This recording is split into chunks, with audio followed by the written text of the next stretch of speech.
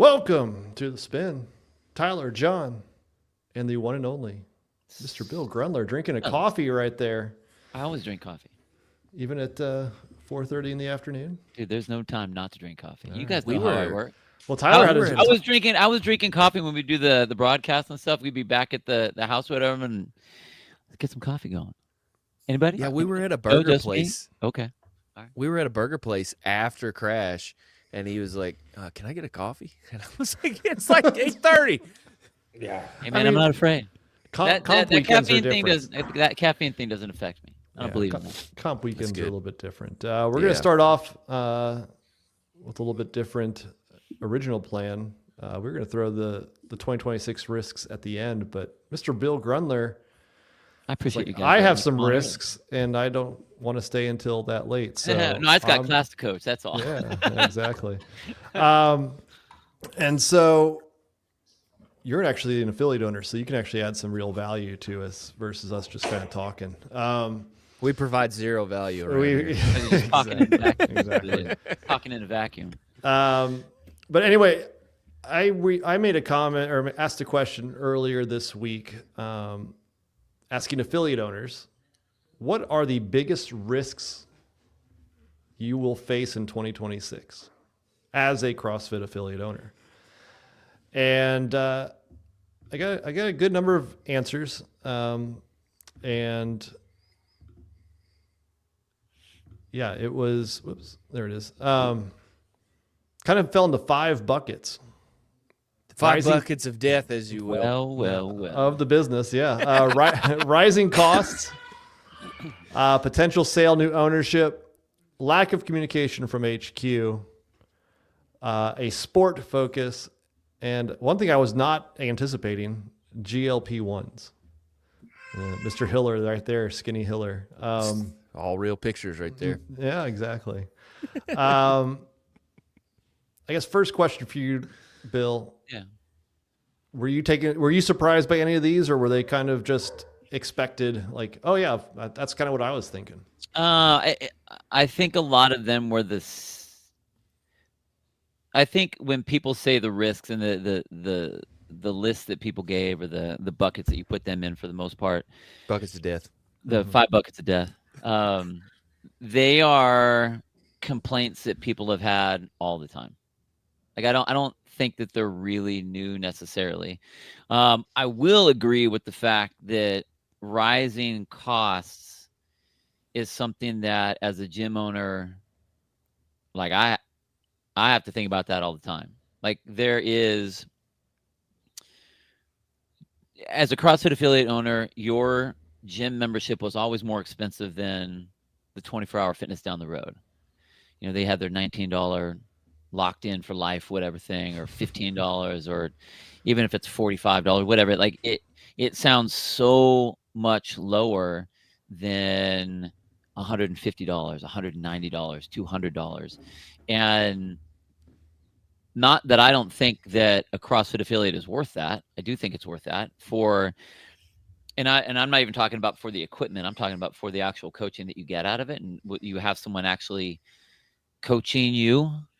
But it gets difficult to get people to understand what they're getting for that value. You know, like if you are doing a one-on-one training with someone, even in a crappy Globo gym, you're going to be paying $45, $50, $60, $70, $80 for that session one time. The hour. Right. But for the hour. If you look at what a CrossFit, a good CrossFit affiliate, I mean, I'm not going to say that every CrossFit affiliate is great, because they aren't. Just like every gym isn't great, just like every doctor isn't great. But if you have a good affiliate and you have good coaches in your affiliate, you're going to get training that will equal what that ends up being. So if you figure the amount of time, you're looking at the program that you're getting, you're looking at the raw that you're getting, you're looking at the coaching cues that you're getting, you're looking at the modifications that you're getting specific to you and your issues that day, that injuries, the pregnancy, the I'm tired, the I have a race coming up, whatever the thing is, the amount of value that you get out of that, I think, is worth it. But you have to somehow make that known to people, because $200 sounds like a lot of money next to $45.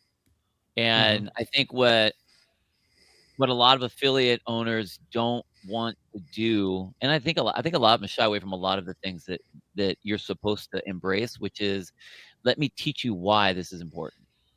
Well, Why it's the value per dollar, right? Yeah. If you do a personal training coach and it's like, I don't know, $90 per hour or whatever it is, like, yeah, you're seeing them, but you're gonna cap it at like maybe 2 a week.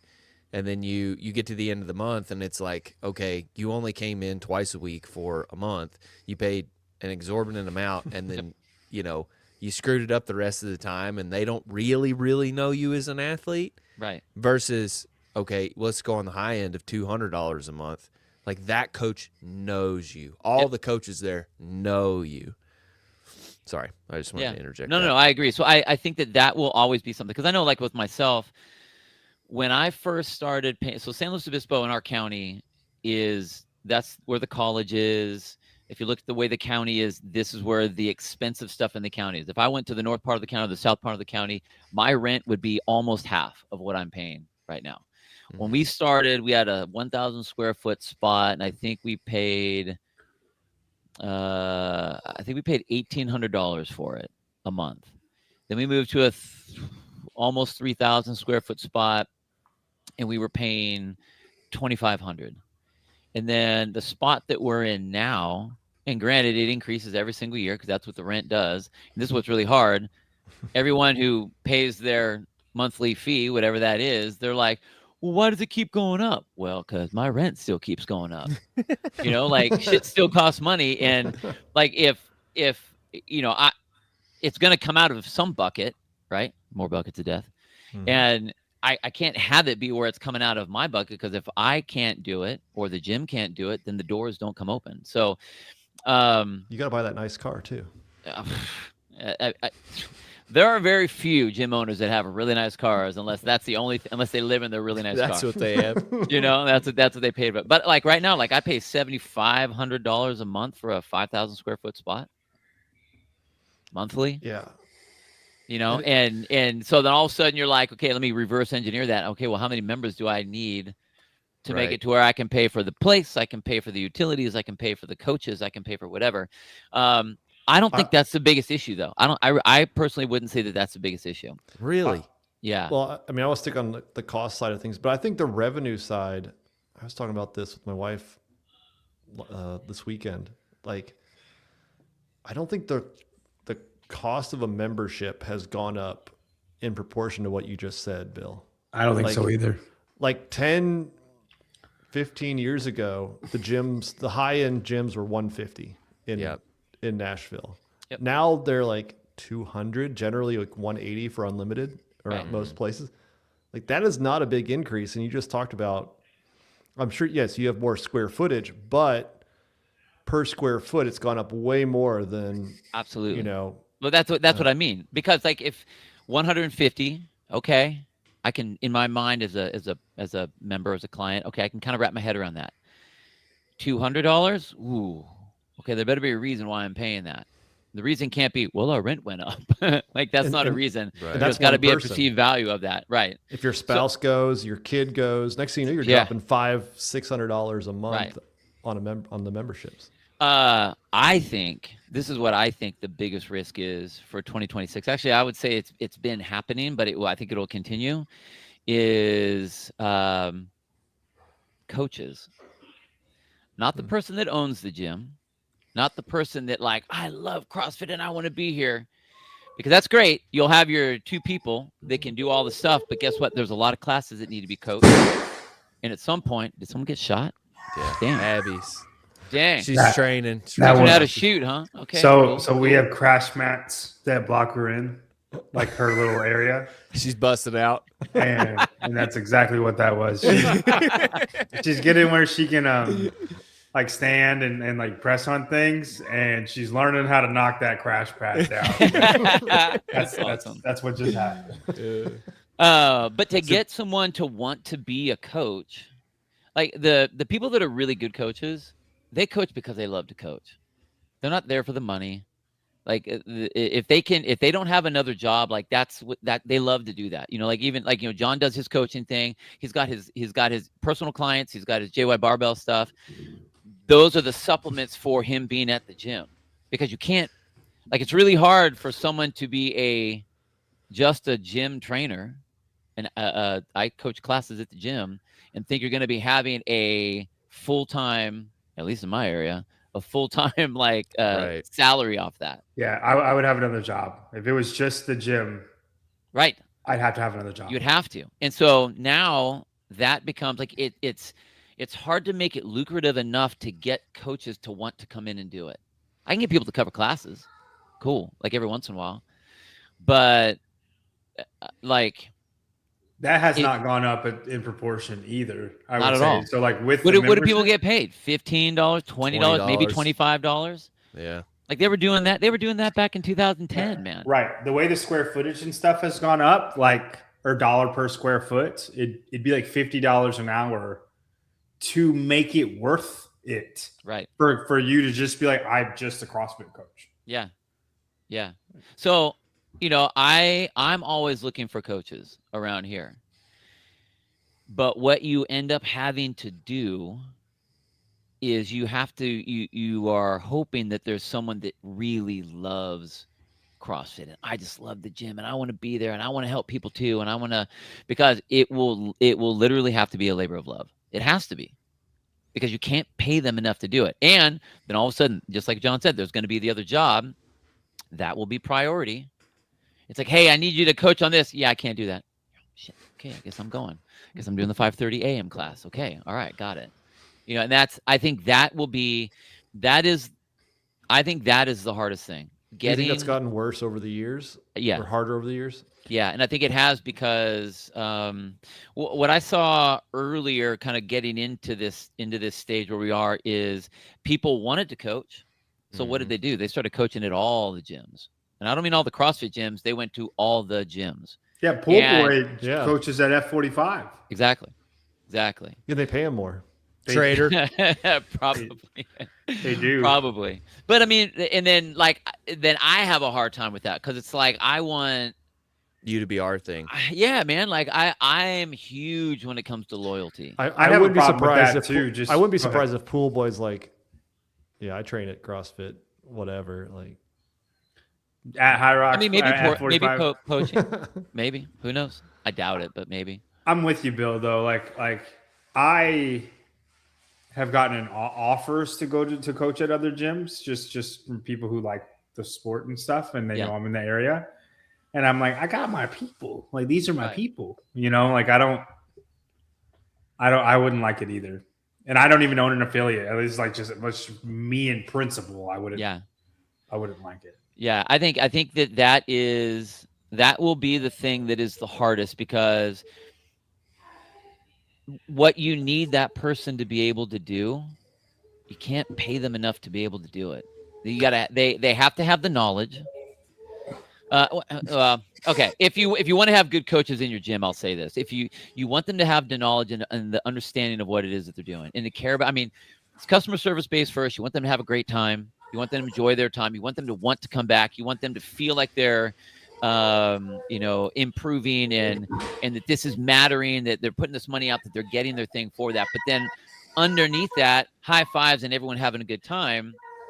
How can I make sure that they're getting the most out of it? Where the F45s, the Orange Theories, the boot camps, they don't care about how you're moving. It's the cattle run. They don't care. Everyone's getting high fives. Now that's fine, because if you're not doing anything, you come out and you start working out, sure, you're going to look great. You will look better than you did, no matter what the workout is. But you want the coach to, yeah, let's have a good time. Let me give you a little breadcrumb of something cool here. Like, I love when I can, like, someone's doing something, you can give one little cue, and all of a sudden that whole movement changes. And they're like, damn, that was awesome. No one ever said that before. Or the first bar muscle up's always amazing. Yeah, I mean, all of those big things are huge, and you're not going to have that in those other places because they don't push that. Those are the places, and I will go toe to toe with anyone that says, if they were going to do CrossFit again, they should take all the Olympic lifting barbell stuff out. They should take all the high skilled gymnastic out. And the next question would be why? And their reason would be because people don't want to do it. It's too hard for them. They're afraid that they're going to have a bad experience if they do that, which that's not the case. Though all of those things are so that you can set the bar just above the reach of whatever athlete that you're talking about. It may be ring muscle ups on the board that day. And it's really funny because I know there are a lot of CrossFit gyms that do not program ring muscle ups unless they are the competitive place. But you have ring muscle ups, you have banded ring muscle ups, you have transitions from the ground, you have bar muscle ups you can do. You can do banded or jumpy bar muscle ups. You can do pull ups and then dips. There are so many things you can do that give the gymnastic pulling part for that person at their level, just at a range of what they can do. That's how you get people better, because otherwise they'll be in it for 3 months, they'll plateau, they'll get bored, nothing will change, and then they're out. And we don't want that. The way we stop that plateau is we push that bar up. That's why all of those things are important. Plus, there's a lot of neurological changes that you get, and having older people feeling like they're back on the playground again, and feeling young again, and the explosive power that you get with the Olympic lifts. I mean, why do they do those in sports? Because of explosive power. Yeah. And you will use it. You will.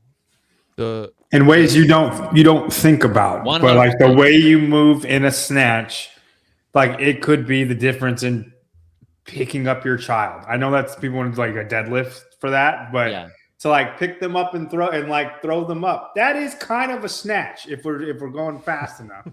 Dude, I have. So Abby Grace knows what a snatch is, Bill. Is all I'm trying to say. Hell yes, and she should. My all-time favorite story that I have with my oldest daughter when she was like, I think she was like 5, 6 years old. She was doing gymnastics, and she had to go over and get some pad to bring over, and it's this like weird long. Kind of thin, looked kind of like a trapezoid kind of shape, and she couldn't quite grab it to pick it up to figure out how to do it. But she could get her arms on either side of it, and this was by far, and this was probably 2009, 2010, maybe right around there, like early. She grabbed that thing, couldn't figure out how to get it. And then without anyone saying anything or her having any idea on what the hell a snatch looks like, she goes, honk, and whipped it up over her head and walked it over to the teacher and put it down. And I stood up, like they have this little parent platform area. I stood up and I'm like, yes. Did you see that? That was a snatch right there. Nobody you don't know what that is? No, I'm not talking about, no, I'm not you, ma'am, sit down. I'm not talking about you, not you. It was an innate thing, and that's one of the things that Greg always talked about, where the movements that we do are built into your functionality. She didn't know how to do that, but her body kicked right into core to extremity movement with power to get that thing over her head. It was fucking fantastic. One of the things that you're hitting on about the coaches that I've always thought about is I think we have an increasing problem selling level 2s, level 3s, and the level 4 that may or may not exist, no one knows, is like if you can't get paid to be a coach, like you kind of just like, well, why would I want to continue my progression unless it's like the labor of love thing, or I really just want to know all of this stuff. Like the easiest way to sell those is like, well, all the level 2 coaches are getting paid $75K. All the level 3 coaches are getting paid $125K. You know what I mean? And then it's like, okay, I'm going to level up, of course. And so that would be the only reason to do that. Right. And so like that's been one of the top issues that I thought CrossFit should have spent a lot of time solving over the past few years is like, how do we create a situation, an environment in which coaches are paid more and stay around longer? I just don't think that even if there's no way to, for lack of a better word, enforce that. No, you can't enforce because it ends up being only if the gym decides to recognize you as that and give you the amount of money for that. You know what I Right. mean? Like that's the only way to make that happen. And that's completely internal. Other than that, it's all, what do you want to be? And I'll tell you what, man, I've seen level 1 coaches that are great coaches. I've seen level 3 coaches that are not great coaches. They know the book stuff. Right. They know all the information, and the reason most of the time, if they're not a good coach at level, and this is not a shot on the levels at all. The level 3 is an amazing course, and the ones that have to study to get to that stuff, they get a lot of information. It's knowledge. It's knowledge, but it's not. It isn't always Practice. applied knowledge, and that's the problem. When you get someone that has a lot of information and they want to show you how good they are, you end up getting just verbal diarrhea right all over them to talk about, femur lengths and angles and, insertion points and this particular muscle and that particular muscle. And the person's like, where's the bathroom again? Because like, I'm not here for an anatomy physiology class. I want to get a sweat on. I want to lose some weight, man. Like, can you help me out? So it's having all of that knowledge and then truncating it down to laser focus so that this person gets it because they want these things, and that person gets it because they want these things. And that's going back to kind of what you were talking about, John, is like, knowing your people to where you can give them what they want, the product that they want. Here's the workout of the day. Here's the 7-course meal, the meal of the day. You're going to get this one because you're gluten intolerant. You're going to get this one because you don't like milk. And you're going to get this one because you like protein only. You're keto. So like everyone's getting their version of that, but it takes the coach that has all of this knowledge to be able to do that well. Now, when you have someone that can do that, yeah, I think that the value that client is getting is well worth what they're paying. But you have to have, like, to get that person, like, it's hard. Like right now, like I'm praying that I could find someone to cover some classes. Like that's where I am. And I can put it out. I can put it to the university. And I cannot get any, it's hard, way harder than it seems. Yeah, I have a question. Go ahead, Tyler.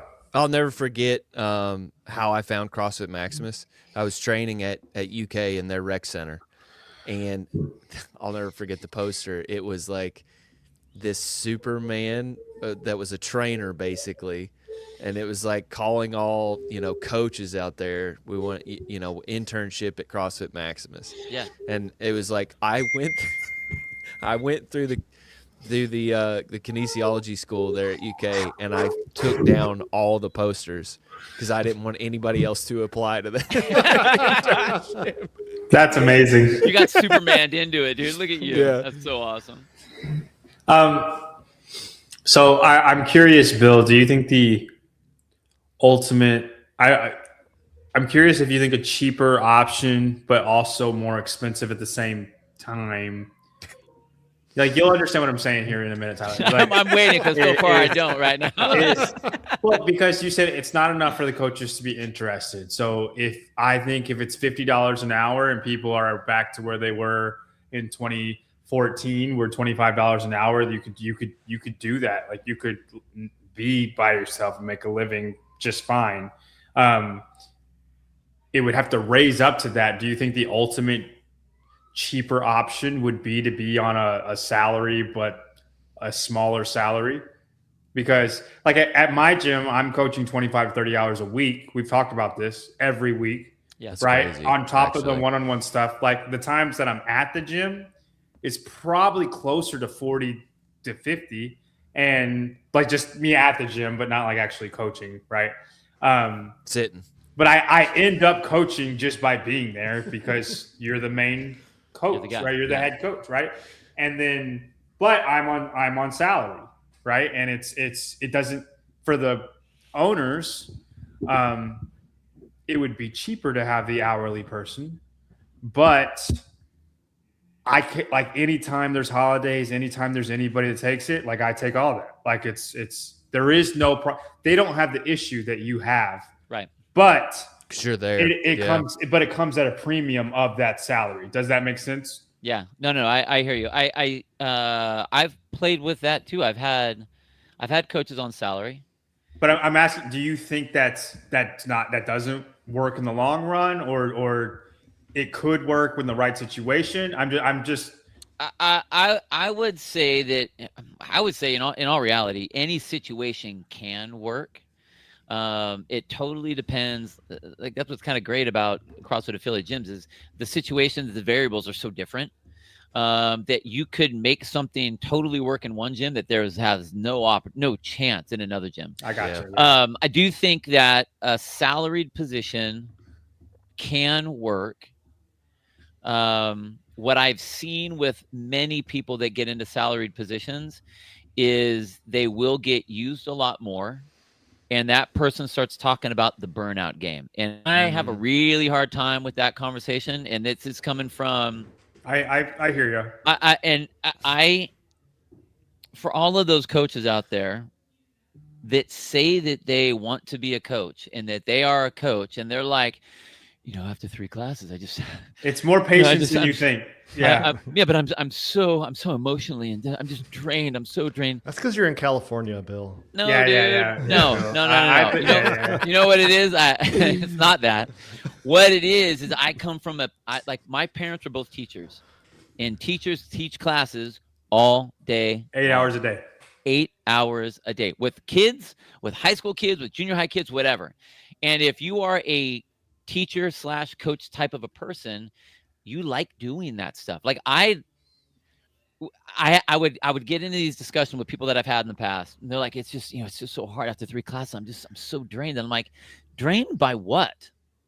Oh, we get to listen to good music. You're high-fiving. You're woo, yeah, isn't this going on over here? And so you hear drama. This happened over here, and these things. You're talking about all the things that are going on here, and you get to help this person out that day. And this person got their first pull-up that they've ever gotten their whole life, and everything's great, and high-fiving, fist bumping all over the place. And then you get to do it all over again. Like, what was hard? You're getting paid for it. Yeah. You're getting paid to hang out with people. I'll put it on me.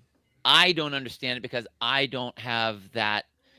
That's not built into me. Like I'm a coach. I'm a teacher. I've always been that guy. Even when I was in fire, like that was what I do.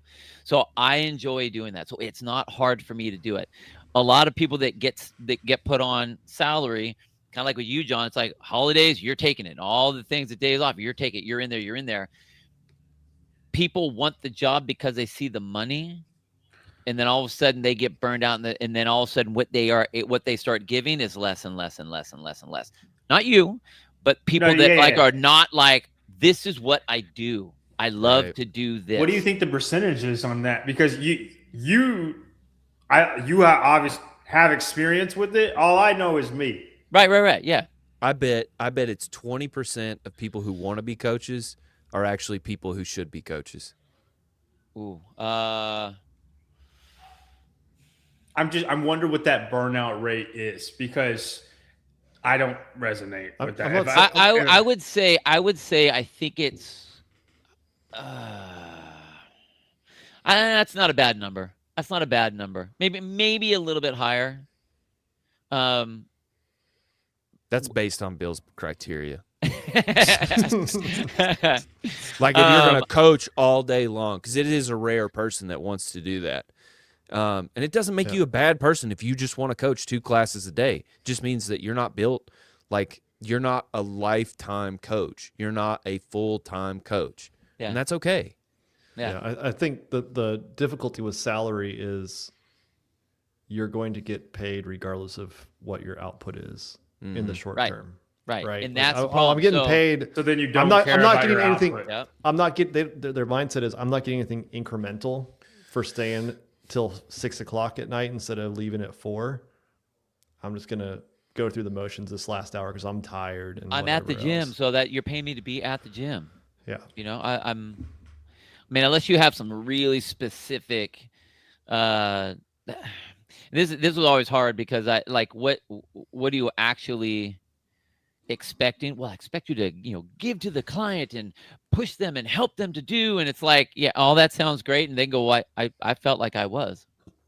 It's like, right. Well, they're all fluff words, I mean, like it has to be very specific, and it's not that I wouldn't say that I am over giving or giving more than what I'm supposed to give.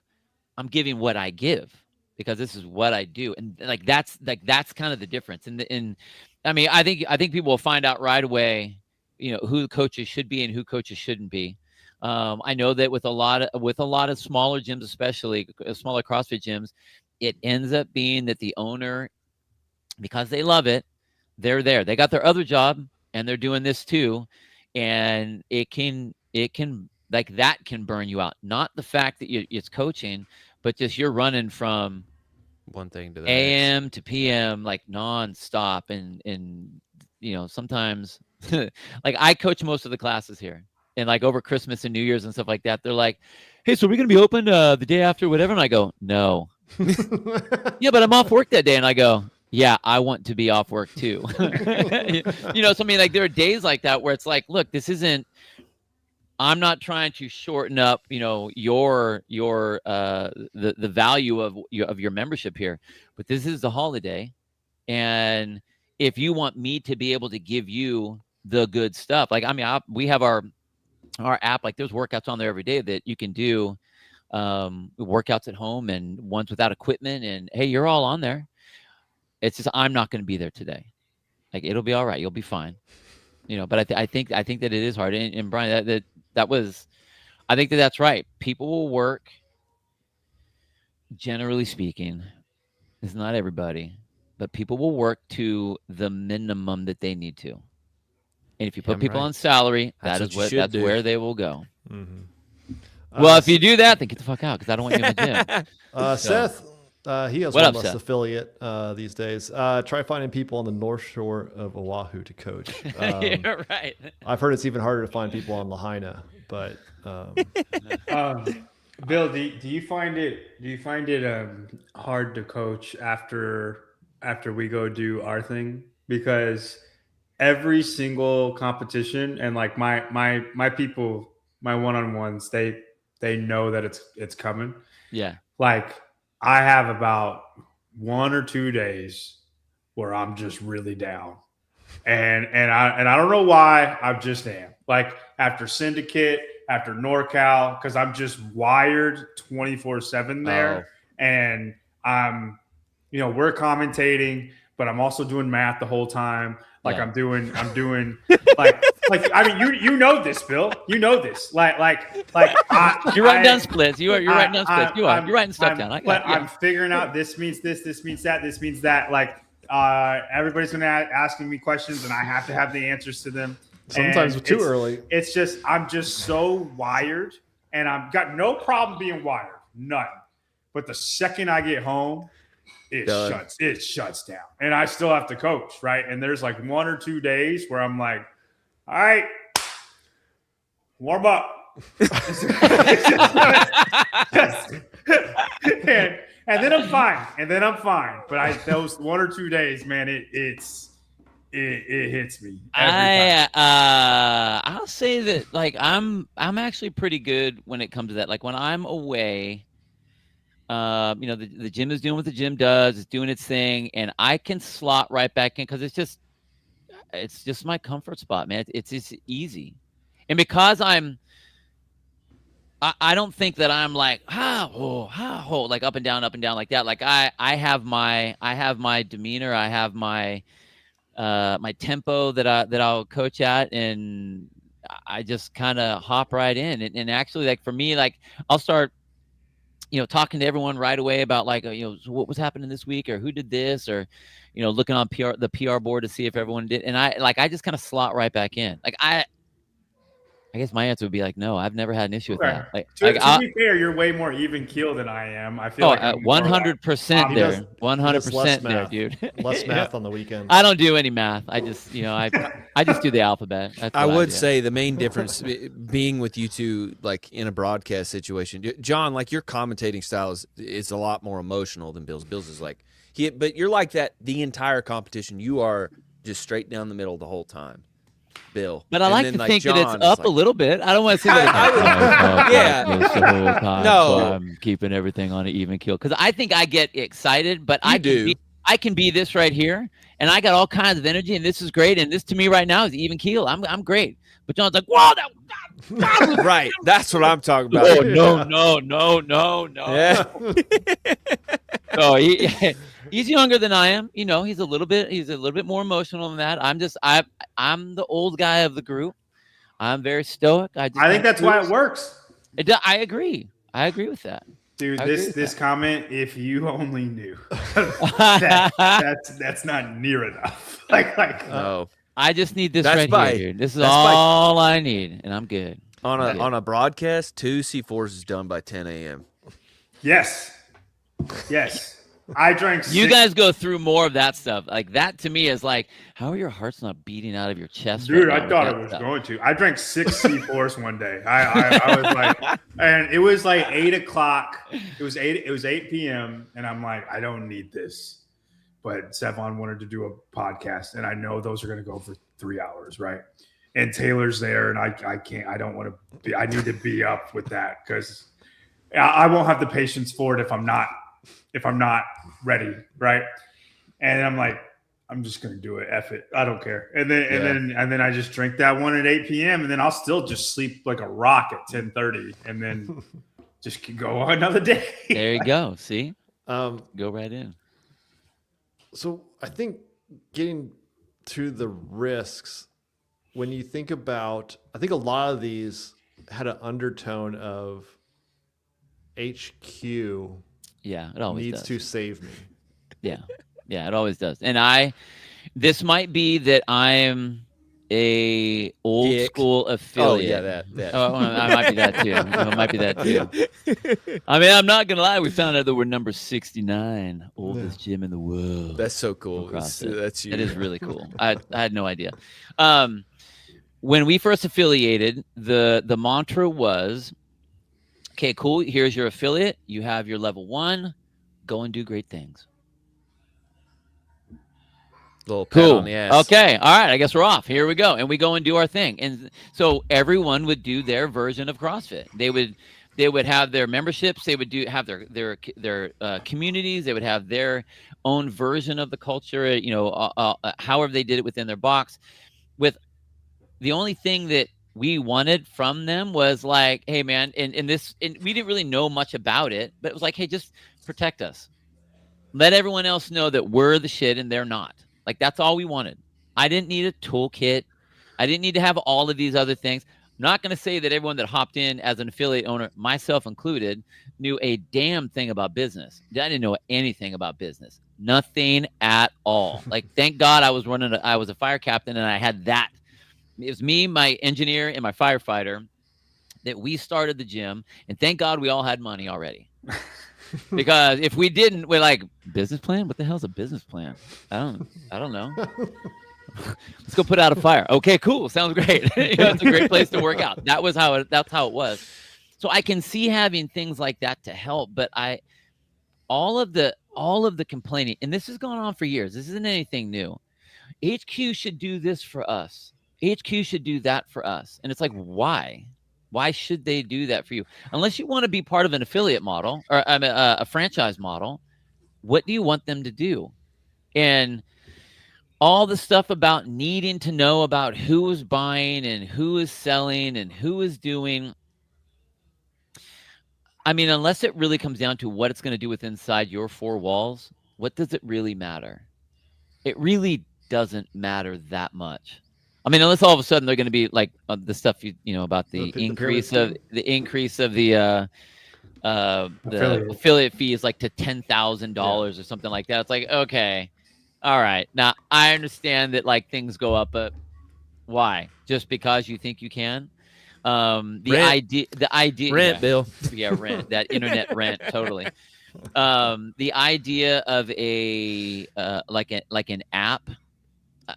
Okay, I don't see how you think that that's going to push people into the affiliates. All right, so especially when there's already a JY Barbell app that people can sign on to for $25. I mean, there you go. 14-day free trial. There you have it. So, like, God, we're like, sellouts. What happened to us? It's my own thing. What are you talking about? Like, hey, that's a shameless plug. That's okay. It's all right. It's good to have.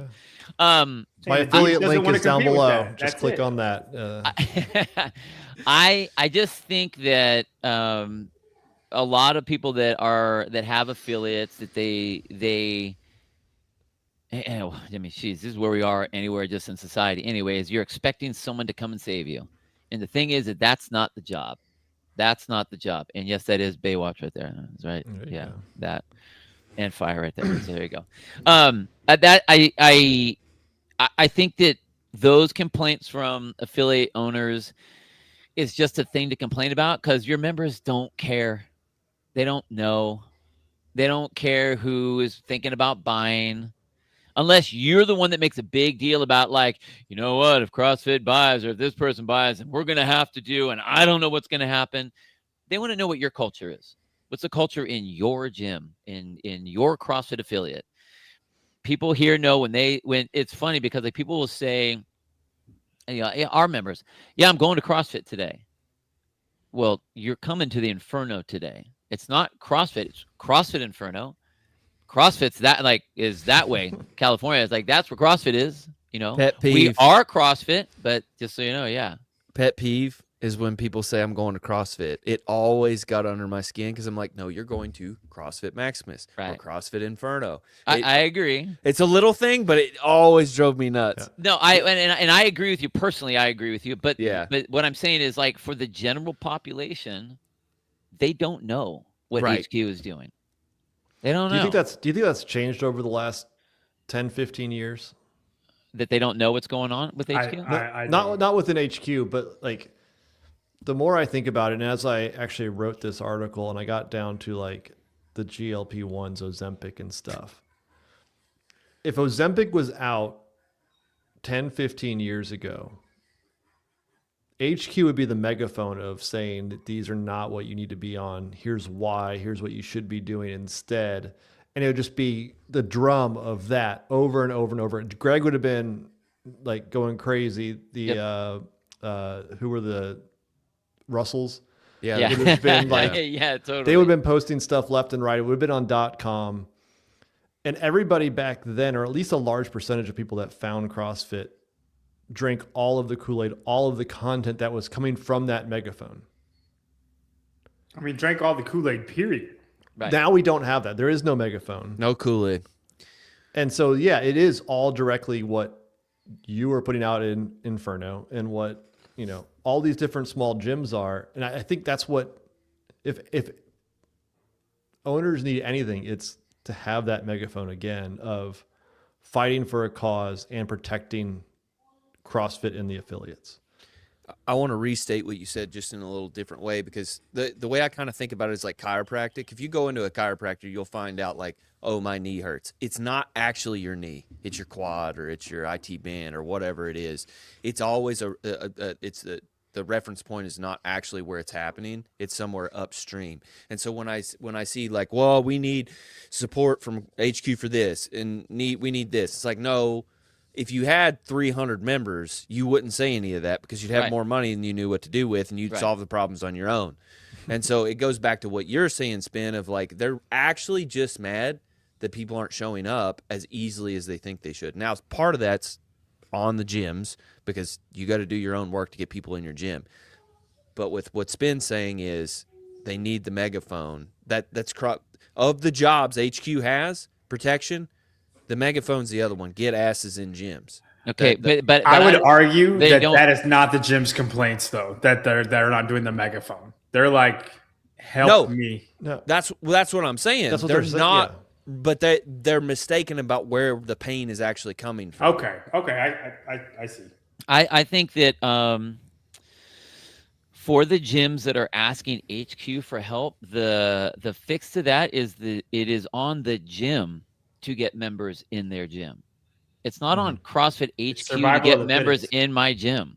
In fact, when they were doing that thing and they were having that weird, we have a client that's interested in your gym. They asked us, not one of those people ever came back around. Not one. And I think I was talking to JR about this. I think we each had like, I don't know, 4 or 5 leads that came from CrossFit HQ. And none of them panned out. It's on me to get people in here. I mean, I'm an independent business, and every CrossFit gym is an independent business. We are not franchises.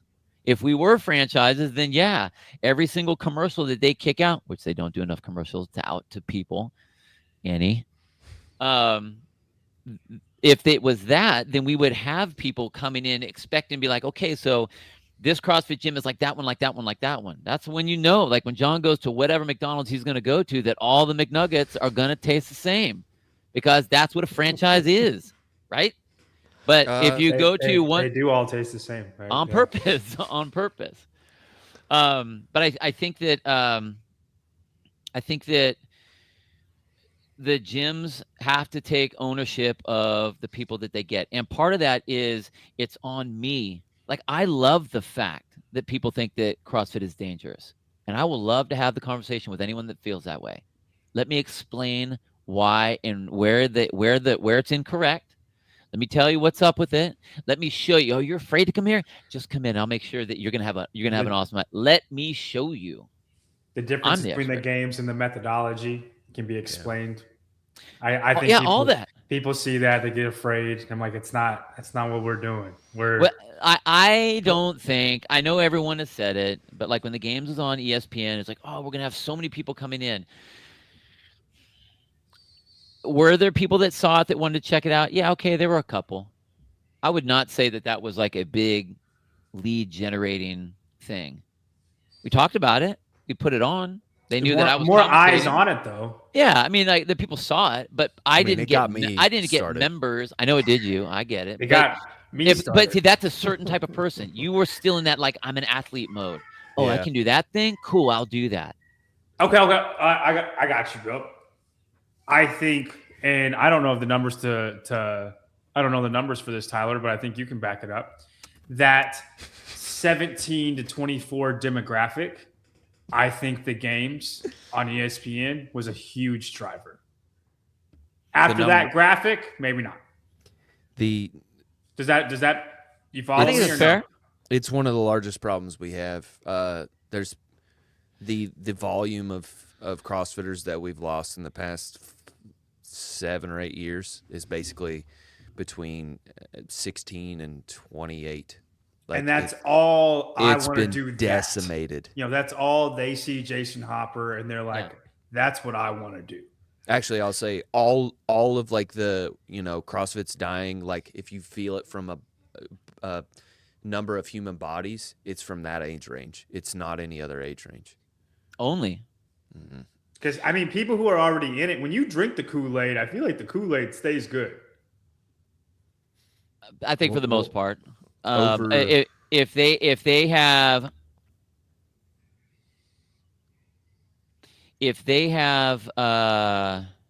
feel like they've been wronged somehow, then it can sour it, I think, a little bit. But like what, that's what I don't get. Like all the external things really have nothing to do with the people inside. Yeah. What I do think is missing, and like, one of the things about the games versus the methodology thing, I understand why I was pissed when Greg did what he did, when he just ripped the media guts out of the HQ and turned everything to, Bertha and Mabel, getting up off the couch and picking up the milk jugs. But I understand what he was doing, though, because what did he do? He thought people needed that. And we said it. We say it all the time. The difference in training between the elite level Olympic athlete and the aging grandparent, like, it's the same training, right? So we should be able to do the same stuff. It's just different by intensity. Mm-hmm. So if that's fine, if all we're doing is talking about the games, then yes, we need to talk about the other things as well, and it needs to be spread out, because what are we first? We're a methodology first. Mm-hmm. Then we're a sport. I mean, we have that avenue. But we are a methodology first. We are a fitness methodology, an increased work capacity across broad times and modal domain methodology. That is what we are. We have these avenues where you get to express that in different ways and compete because it's fun, and you can make some money out of it, and we can crown the fittest and all of those things. But we are not a sport first. No, I mean, but where this originated was, I'm saying that it needs to be broken down to people when they walk into a gym. Oh, I agree, 100%. because they see that, and you as the coach can break that down. Right. That's what I'm saying. And whether they see it like that, or they either see it, or they hear from people, oh, it's dangerous, it's scary, it's so hard, it's this, it's that. That is our job, to educate that. And that's just as important as is understanding the points of progression on an air squat. It's the same thing. It's just as important. I gotta know the product that I'm giving. And CrossFit shouldn't be scary. And CrossFit is going to meet you where you are. And it will make you better. And it will make everything else in your life better too. How about this one real quick, if you want to answer this one? I'm 50, do all my own programming, and hit 4 PRs last year. You can learn CrossFit and do all this on your own. That's the problem.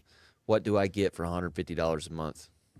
What you get is a coach that's watching you do it. Like, because you're hitting PRs, that's great. I have an answer. However, too. You what?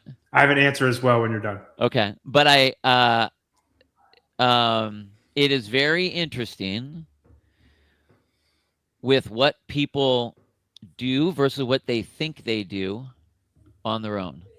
I think everyone's at fault of this. I mean, I've seen videos that I put out of myself. I'm like, dang, I thought I was going all the way up on that one. I was not. Dang, all right, well, whatever.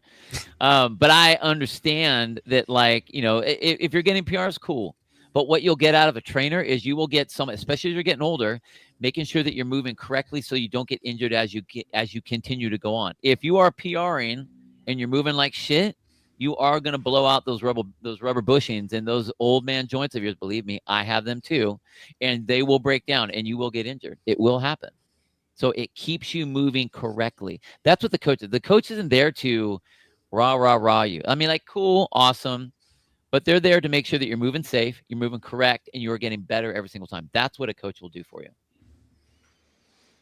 Go ahead and answer. Yeah, my answer would be Your turn. He wasn't specific, but I would say if those 4 PRs were your 5K time, your max clean, your Jackie time, and then max strict pull-ups or max bar muscle ups. What's Jackie? If those, it's tough, man. It's tough. We're not right.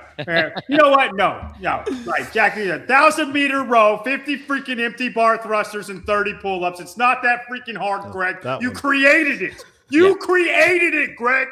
It's not hard. You should be ashamed of yourself. It's not hard. He's just getting old. It's okay. It's all right. All that to say is that. See, do you see how he gets all fired up? That's why Where's he's my all burned out. C4? This is why he gets all burned out when he comes back to class. He's like, I'm so tired. If those were your PRs, then you're right. If they were all weightlifting, which I'm just gonna go out on a limb and say they were, because that's what men. That's what everyone's PR That's is. what. That's what, especially men. That's what men do, right? We lift freaking weights, and if you don't lift weights, you're not a man. It's just point blank. Tyler said it. I didn't say it. That's what an affiliate can do for you. Is your PRs are going to be actually fitness and not just lifting weights, because being stronger does not equal fitness as much as we want it to. I promise you. Speaking from experience, being stronger does not equal healthier / fitter. Okay, Tanner Shuck.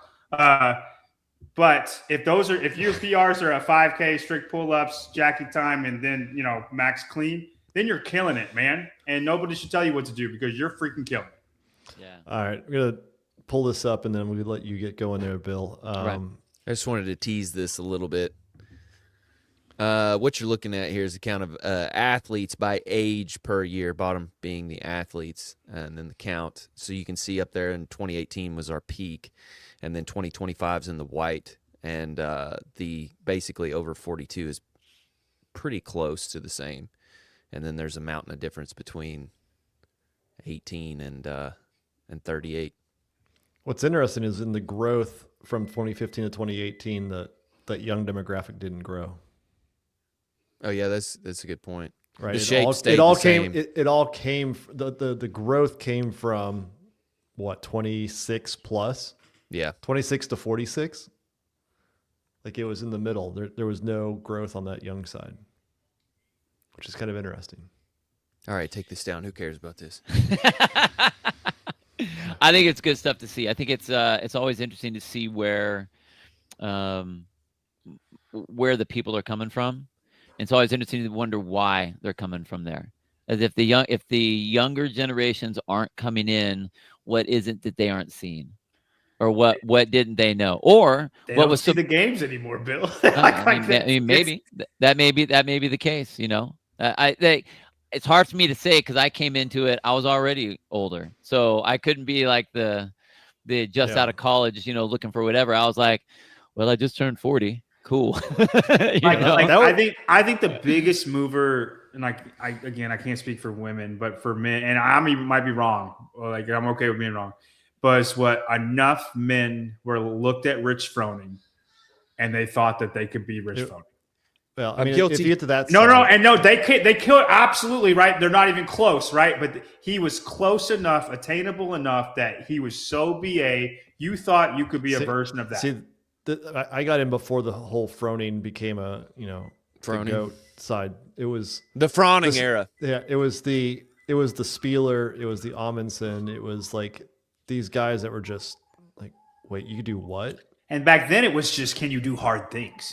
Yeah. Right. I just before like then it was like, here's someone drawing a line in the sand. Can you do it?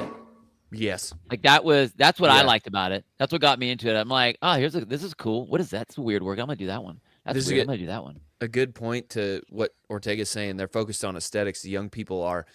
I was talking with Spin about this Dude, weekend. old people are too, man. Don't be. Yeah. I am just as much as I was when I was younger. Come on now. So I was watching. Testosterone got created. I was watching the 2014 games this weekend, and I noticed a couple things. Number one, all the athletes these are games athletes, they move so slow. But the second thing I noticed was the way their bodies looked. A lot of them looked like essentially swimmers, just jacked swimmers. And I was, it's like regular people now are training the same amount that those athletes were training back then. Most of the athletes back then were doing like maybe a session, or maybe like a session being an hour and a half, 2 hours. Like it's totally attainable. You can actually look the way you want to faster doing CrossFit, but people think, oh, I don't want to look like, whatever games athlete, that's too bulky. It's like, no, you're never going to train that much, and you will look the way you want to look. Yeah, the athletes, it's really interesting going from the early years to those middle years to what they look like now. Like you can tell the difference in how they're training and what they're training to. Mm-hmm. I mean, when there wasn't any money and it was just the CrossFit Games was a local throwdown. That's all it was. So you had regular people who just work out a little bit more in this stuff, and that's what they were competing at. So they did look like regular people. Local throwdown and Annie Thorisdottir from Iceland. Yeah. Well, yeah. No, it's a local throwdown that some freaking person from Iceland can come to. That's unique. Yeah. I mean, Mikko's from Finland, right? Yeah, he's coming to, But no one even knows where that is. That's true. You don't. You think it's South Africa. Well, Bill, you get to go start coaching class. I'm gonna go do what I love, you guys. I'm gonna go do what I love. Thanks, Bill. This was great. I love hanging out with you guys anytime. Appreciate it. All right, man. All right, Have guys. a good one. Later. All right. We will be right back. I'm not here to tell you to do CrossFit. And I definitely won't tell you it's the most effective training program there is, or that it makes you stronger, healthier, and one of the fittest people on earth. Why would I need to do that? But if you wanted to do CrossFit, I'm not going to stop you. But just so we're clear, this isn't me telling you to do CrossFit. Jason Hopper does CrossFit. See what I did there, right? It is. Bill Remler, guys. Hector Trinkta. Hector Trinkta.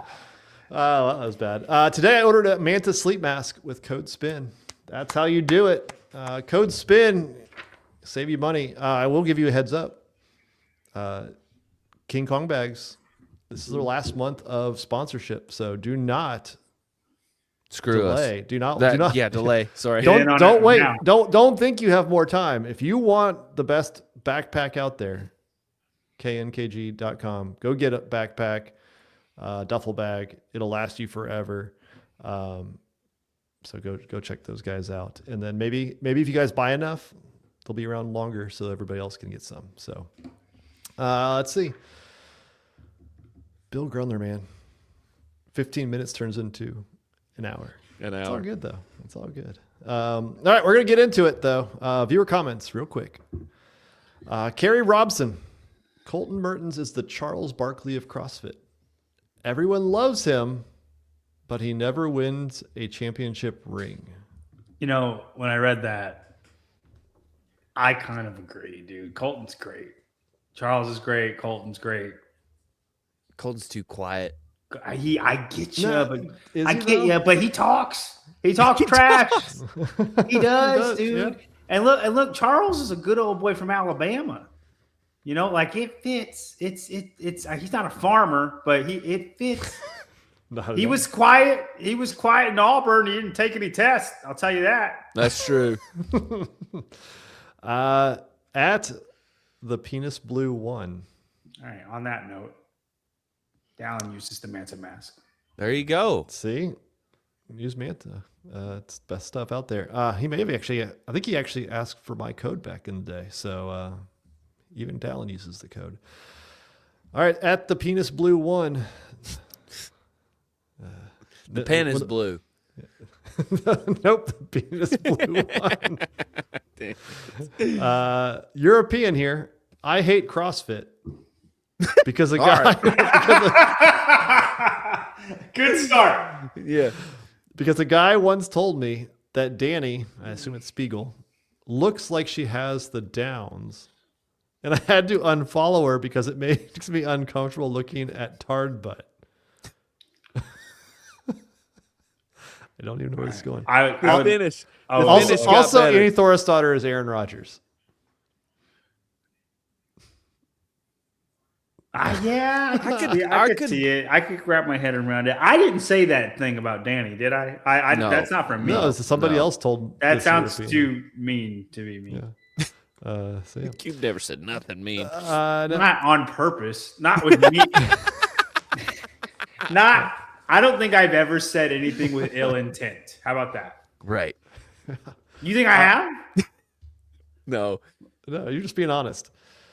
At Jason Cabana, oversaturation, this is of sport, is a problem in all sports. NBA 82 games and big players sit out. NFL 18 games is too many. MLB 162 games, it's too many. Spin said it perfectly.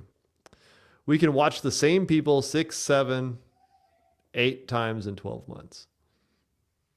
Scarcity mindset. At Corey Treharn, guys, I didn't expect Tyler's butt obsession to become a whole segment moving forward. Alas, here I am listening to provide expert analysis on Dallin Pepper. That brings us to today's bum of the week. I wish I had a dumper of the week. You gotta start tagging the barbell spin on Instagram. We'll pull up a dumper. Can we say bum of the week? It's dumper. No, it's dumper of the I week. don't like that one. I know, but it's my thing. What about big? What about? I don't big like booty? mountain. What about big booty of the week? Big booty of the week. No, because see, this is okay. Now we're gonna get into a little butt philosophy here. Okay. Dumper philosophy. Butts don't have to be big to be really nice. It's form over function sometimes. You know what I'm saying? You know what I'm saying?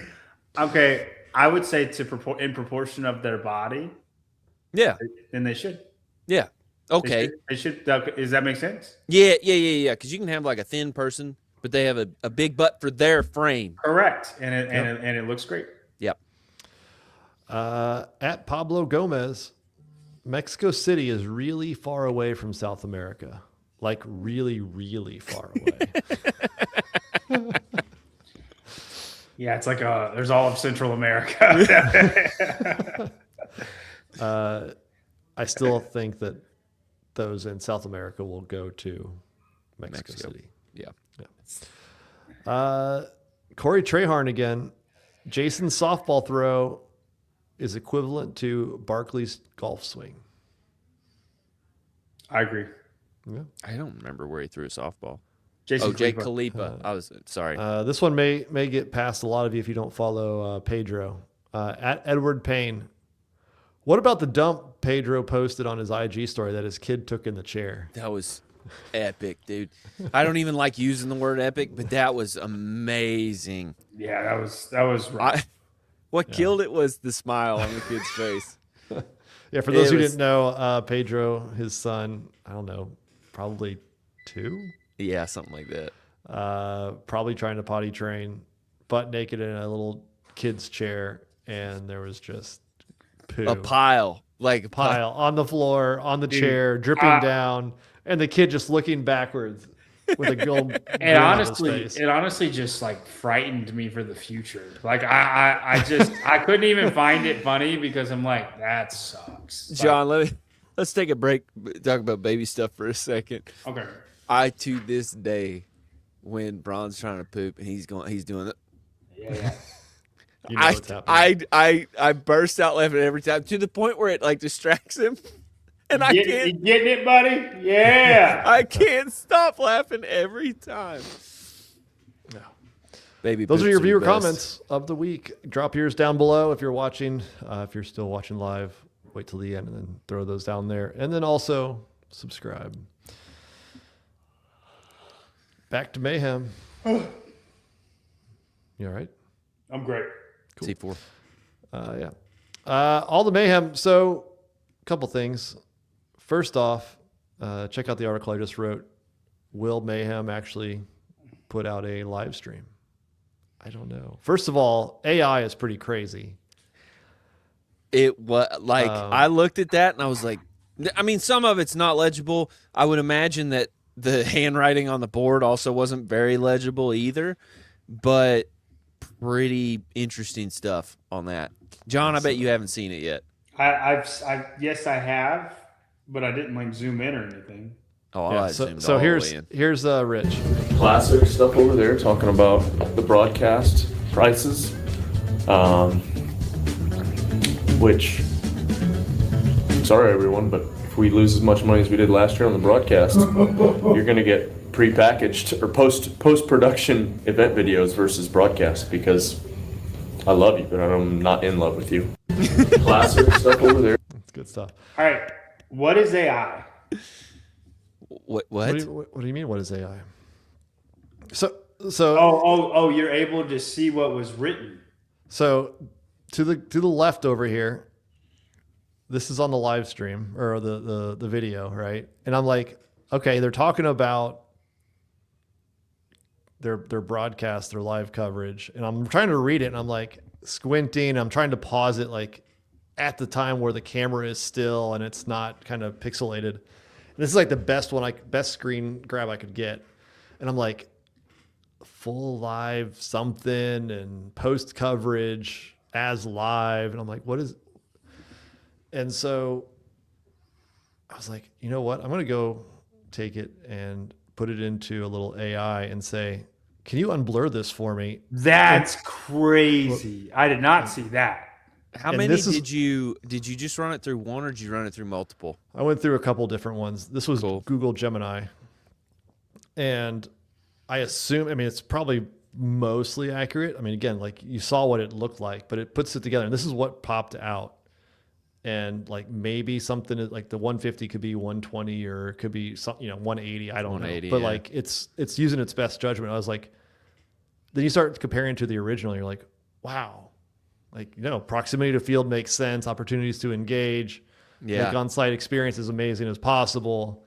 And then you see live capabilities, 25,000 as a post coverage, or a full broadcast, 150,000, which is in line with what Rory said they spent last year. Last year, yeah. Which I thought was crazy. And then this part over here was wild. Red Bull on set cost, and that's where I don't think they could always interpret CW something event WFP. What do you think that means? Like just going off the Red Bull on set cost, or That could be like offset cost, or are they like, how did that WFP do something? Like, I don't know. Supplement event. I don't know if they have some insight as to what the deal was between Red Bull and them. But The WFP thing Yeah. is awesome. Yeah, I was like, this is crazy. If it means what I think it means, it's awesome. Yeah. So I thought that was interesting. So we don't know what we'll get from that. But the main part of the segment, what I was planning on talking about was this. 19 of the 30 athletes who were initially invited based off of the Rogue point system have declined their invitation. Ricky, Medeiros, Crouch, kind of makes sense when you're traveling from Australia. Pat Vellner, who knows what he's doing this year. But Dallin Pepper, James Sprague also said no. I don't think there's too many surprises with the rest of them. But no Daniel Brandon, no Alexis Raptis. Nobody's coming from Australia.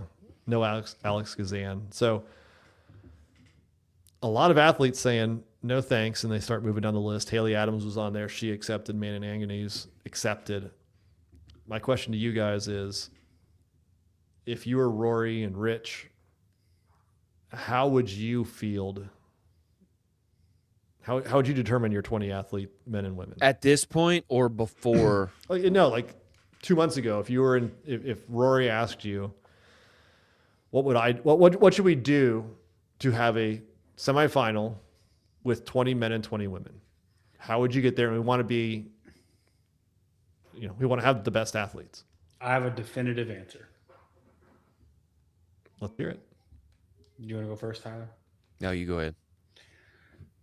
So I think your first 15 invites, 20-person field, right? I think your first 15 invites are automatically the top 15 at the games.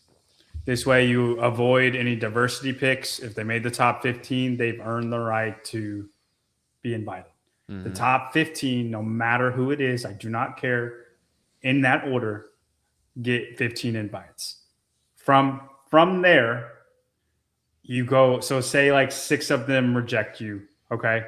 19, whatever, that's a lot. But from there, you take the top 15, or from there, you fill out the rest of it, the rest of the 15 from the open. Last year's open. And you're just saying last year. Yeah, well, I mean, is the open going to happen? I guess the open's going to happen before Mayhem, right? The quarterfinals will be before Mayhem. So from the open this year, that's how you will invite from your remaining spots. Like last year, Mayhem was before, so I was saying, you know what I mean? Mm-hmm. But that only leaves you a month. So if you want it to be sooner than that, then you take the open from last year, but you make it known this is how we're doing it. And you can fill that away all the way to the 15. It rewards people for trying in the open. It rewards people who have earned it at the games. And then from top to bottom, the season means something as far as getting people to the Mayhem Classic. And I get in the open, you will have people like Kale, but I would argue that was a good thing. That he got exposed. I would argue that was a good thing. Some would argue it was an on-purpose thing. Maybe. But from the top, so say like on the men's side, you invite the top 15 games athletes, 8 of them rejected. Then you go straight from the open until the 15 is filled up. And then once the 15 is filled up, you can invite 5 people of whoever you want to pick. And like that can be your people that did it, like Vellner, right? Like that or Chandler. If you want to invite other people, you can. And they like the invites. They like the special people invites. So if you want to keep that, you can. Or you just fill it all out to the top 20 from the open. So you're okay with sending out these invites? Because like that's basically what Syndicate did. The top 20 at the games all got an invite. Correct. That's just went out as well last week. So you're cool with having to deal with all these people saying no. Like you're gonna obviously have quants out. Chandler's not doing the season. People don't want to travel from Australia, but you're cool with having to like deal with all the backfills. Yeah, I don't think it's that difficult to just look who's next. One, the first invites the 15 games people, And then after that, you literally just go down the line and say you have 2 days to respond, and you invite the next. So like if you're going to go all the way to the top 20, say if you want 5 special invites, you leave those 5 special invites. They're special because they should freaking say yes. If you don't want that, say you have 12 spots left, right? Then you invite 12 people. You have 2 days to respond. And then you invite the next 4 people because Always leave an ultimatum. Yeah. Yes. And then you will fill out your bracket, and you will fill it out that way. And then you reward people for being good at CrossFit. You reward like the best people. You're not just inviting people because they have Instagram followers. That's fair. Tyler, do you have an idea? Yeah. Cool. What I would do is I was trying to think. I made It's the this other up. Watkins, the Mayhem Watkins. Paper, rock, scissors for who goes. Yeah. You're going to run into this wall where it's like people are contemplating going because they know that their chances are ever decreasing. Like basically all 4 of the guys who are going are probably going to go to the games. Right? Three and 3. Only 3 of them are. Right. That's what I'm saying. But like all of them are contenders to go to the games. Right. So, but hear me out. I mean, do you think if looking at this list between Adler, Krennikov, Hopper, Hatfield, Mertens, the 3 spots go to One of them. one of these yeah. 5 guys, or Yes. Especially Yes. now. And of the women, you have Ariel, Gabby, Emma, Emily, Lucy Campbell, and Olivia Kerstetter. 3 of those, or do you think somebody else could come in and sneak in? On the women's side, I could see somebody sneak in. No It would be just barely. None. 0. None. On the guy, let's stick with the guy's side. So the guy's side's like locked. I just can't. Like, who's better than those guys right there that's going to show out for this? Well, the only people better have said no. Right. And so I'm sorry, Tanner Balaz is not taking a spot from those guys. But Probably not. I would also say that that everybody knows that. All of these guys are top 15 in the games, right? They've already said yes. They're the ones have already said no. I think whenever you start pulling from the top 15 in the open, you'll get less rejections because they know they're not going to beat them anyway. They're not going to beat them anywhere.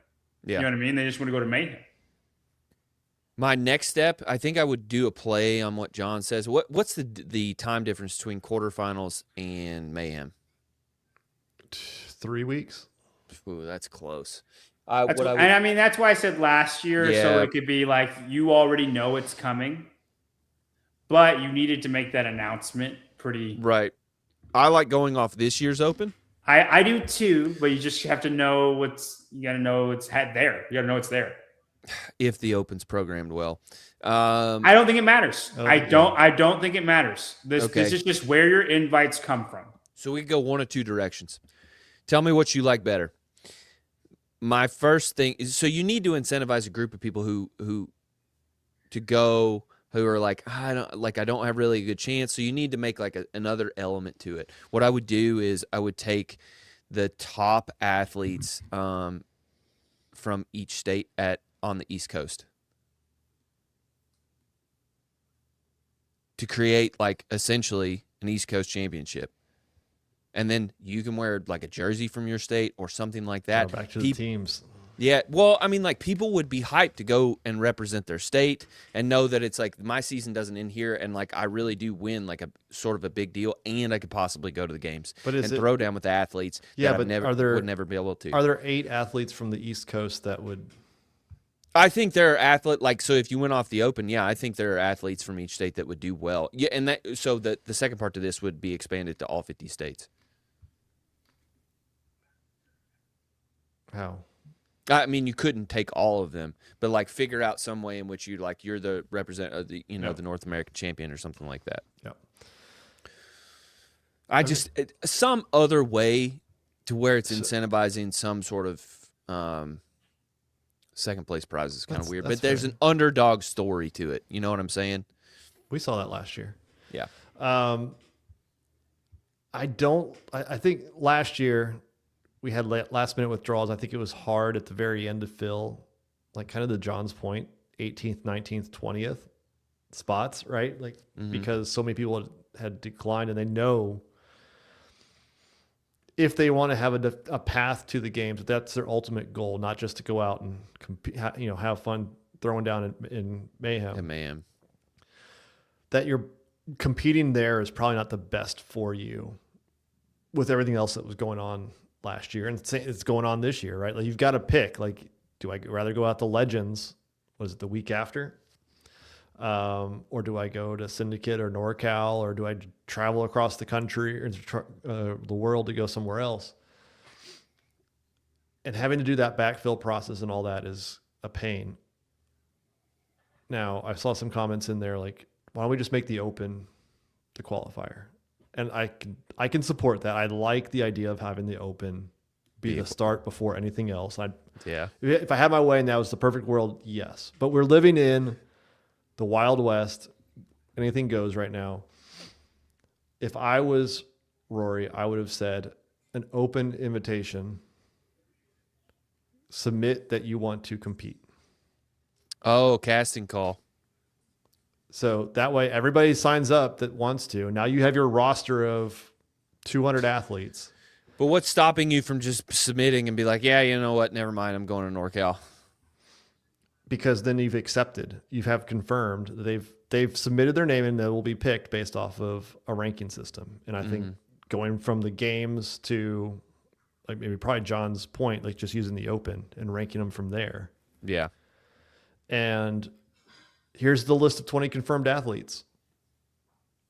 Like those last minute withdrawals last year when Danielle withdrew, Dallin withdrew, a few others, like that wasn't viewed favorably. No. Right. And that was public. Now these guys, like, yeah, Dallin and James and, Ricky and Jay are going out to Tori and the other guys are going out to Legends or NorCal. Like that all makes sense. But if you've said, I'm going to be there and then you withdraw, like it's on you. Everybody knows you said yes. Yeah. You have your list of people and what you want to, if you want to use Rogue, whatever. I don't think that's the right way to do it. I think using the games and then using like this year's semifinals or doing something that gives you that, right? Like ranking order would be beneficial. But that way you don't have to deal with, all right, here's your list of, 15. All right, here's another 10.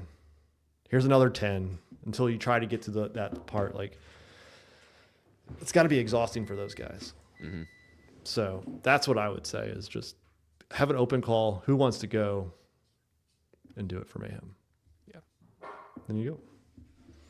I don't hate it. I like the public humiliation portion of it though. Like that's kind of what I like. This part, how they've done it now. I mean, the way that they played it is. What you're saying, but I like how they're doing it too. Yeah, imagine being too scared to compete at the classic. That's that was pretty good. Yeah, that was good. So yeah, stay tuned for Mayhem.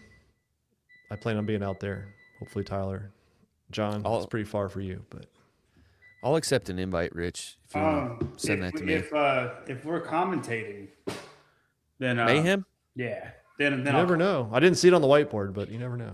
I saw Spin? Peter's Question mark. Peter's that would be amazing. Peter's comment. You should have added that in there. Yeah, you should have. Peter's comment, fine, we'll do it, is like the greatest comment on that post. Yeah. You guys want to head over to Picture This? Yes. So last week we debuted a new game. We compared. John and Tyler identified and compared a sports athlete that's not CrossFit to a CrossFit athlete. This week we're gonna flip it.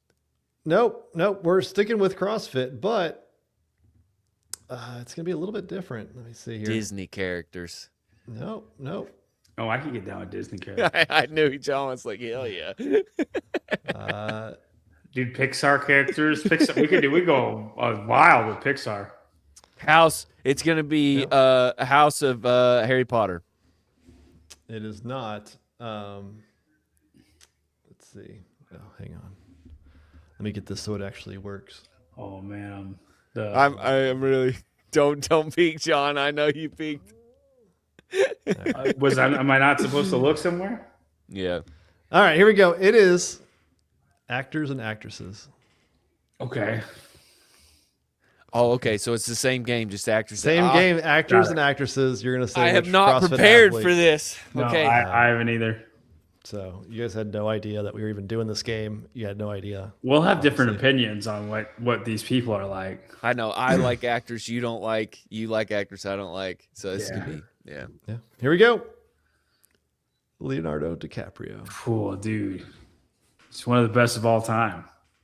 Had to start a while ago.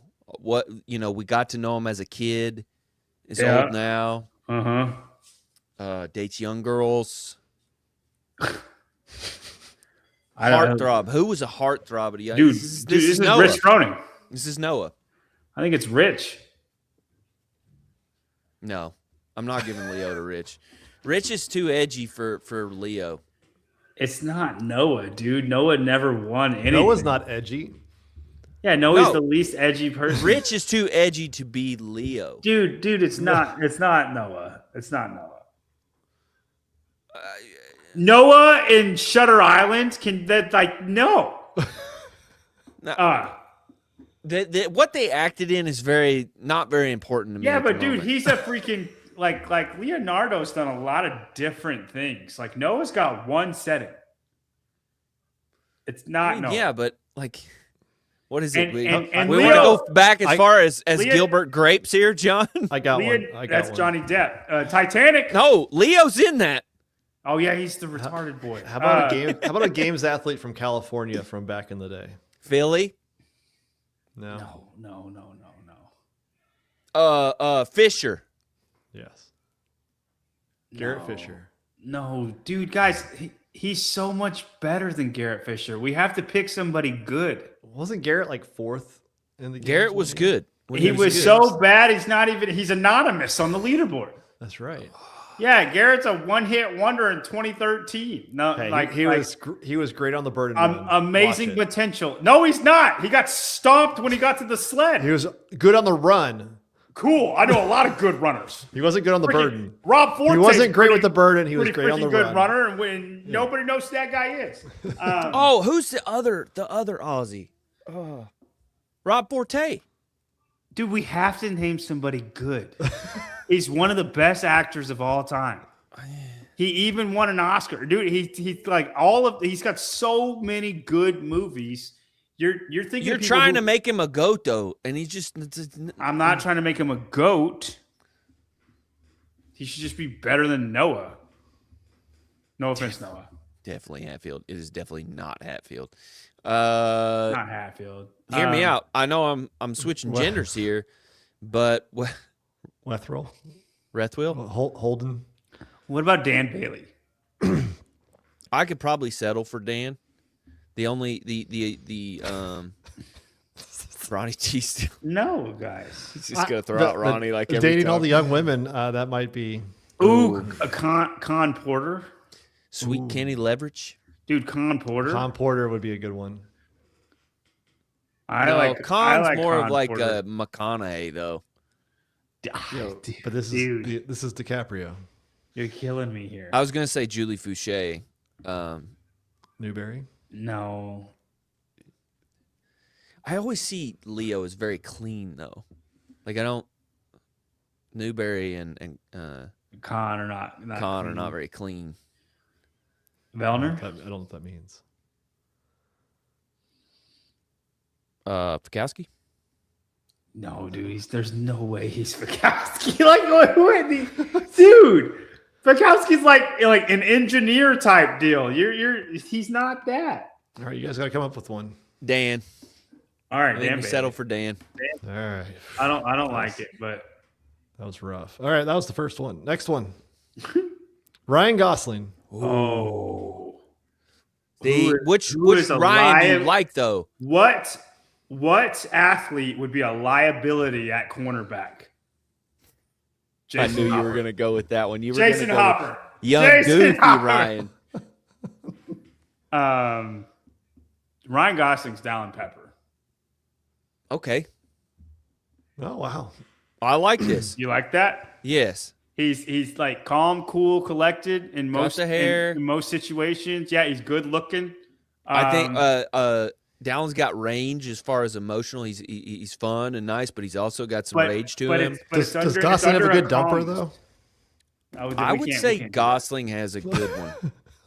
But it's under this like base of calmness, though. Yes. You know, Dallin can definitely ride a dirt bike. he can drive. I know. I hope Dallin does not disappoint me, but I think Dallin's jamming some good tunes when he's driving for sure. Oh, I think you have different definition of what's good tunes, but Fair enough. It probably fits Tyler's all definition. right, we're good though. We got that one Dallin. right Yeah, away. Dallin's good. All right, next up, Jennifer Lawrence. Okay, so John, what is your perception of Jennifer? Because we need to. I have a particular Abby feeling. Doman. No. Because dude, Jennifer Lawrence is like not famous. Like she's famous, but she has the attitude of somebody not famous. She's a bro. I have She's mixed chill. feelings. She is down to earth. I Abby have mixed feelings about her. She's from Louisville, She is. but I think you kind of nail it with Abby. I think so. I think so, dude. Yeah, you're nailing it. With Who Abby. would in an interview? Who would go? Where's the pizza? That's Abby Doman, man. Yeah, that's for sure. Is nobody more broy than Abby though? But it's in a good way. No, because Abby's cool. Yeah, I'm gonna give it to Abby. All right. Wow. All right. After the first one, I didn't think we were going to be. I think we were here all night. John nailed that one. All right. Next up, Macaulay Culkin. Oh, gross. This is who turned out to be a drug addict? Taylor Self. this is DeChico. I'm just kidding, Taylor. Don't be This mad is at me, Taylor. Angelo. Don't be mad at me for It's a that. different Mayhem guy. You think it's a Mayhem guy? It could be. Palladino? Yeah. We can probably come up with somebody better than Palladino. I don't know. Great in the teen games, and then plays Killer- video games. What Killer about as a kid. Kayla Stefano? Kayla Stefano. Kayla Yeah. Stefano. Stefano. Yeah, but what'd she do? Yeah. She won the teen games one year and then disappeared. Yeah. She beat Haley Adams, and then Haley ruined her life. Yeah, but I feel like Macaulay has a little bit more of a dude, Palladino's different pretty on the path. mark. Palladino's pretty on the mark. Rest in peace, DeChico's funnier than dude. I'll go Palladino. Palladino's good. Yeah. All right, next one. Meryl Streep. I don't. So unpopular opinion. I don't like Meryl Streep. I don't like her either, but she's very accomplished. She's still doing it. She's is a good actress. I just don't like her. She's Annie. She loves Prada. I think so. I think on the money. I'm with you. What about Rebecca Voigt? No. Annie. I like. No, because Meryl's actually successful. Wow. You know how many John. Oscars Meryl Streep has won? The same amount of games that Annie Thor's daughter's won. We're not asking who was third place in 2011 Oscar. No. Wow. Catherine's good, but I think Annie feels more right to me. That was, you know what? That was a dirty shot, and I'm sorry. That was. You're I- good. You know, You're what's gonna DM bad? from Becca too. You know what's Becca bad? will come at you. I don't even dislike Becca Boyd. And y'all just make it bad. You make it bad. Oh, we make it bad. I say that Becca is one that Yeah, can be you considered said this. And that. No, I said she'd be I would considered. say that. No, I said she could be considered. And you're like, oh no, she's terrible. Oh, Get out of here. got you on here, you idiots. I was hoping it was two. I just like, threw that out. I just threw that out. It was. John's that friend that's got enough things right that I'm just But- like, it's all right. That You whatever must he know. says. This sounds like something you would know. All right. Annie Thor's daughter. Gosh dang you, CrossFit. Amy Amy Schumer. Oh man, Sporty Beth. No, Amy. I think Amy's got some saving qualities. I to actually her. like Amy Schumer. Yeah. I get it. She does like the same thing every single time, but she had that movie that LeBron was in, Trainwreck, Mm. and I thoroughly enjoyed that movie. Mm. I'm trying to think of. I shouldn't say this out loud. I'm trying to think of a girl that's got fat girl energy. Lauren Brooks. No. Lauren wasn't good enough to be. Well, it is. Dude, Amy. I think it is fits Amy. perfect.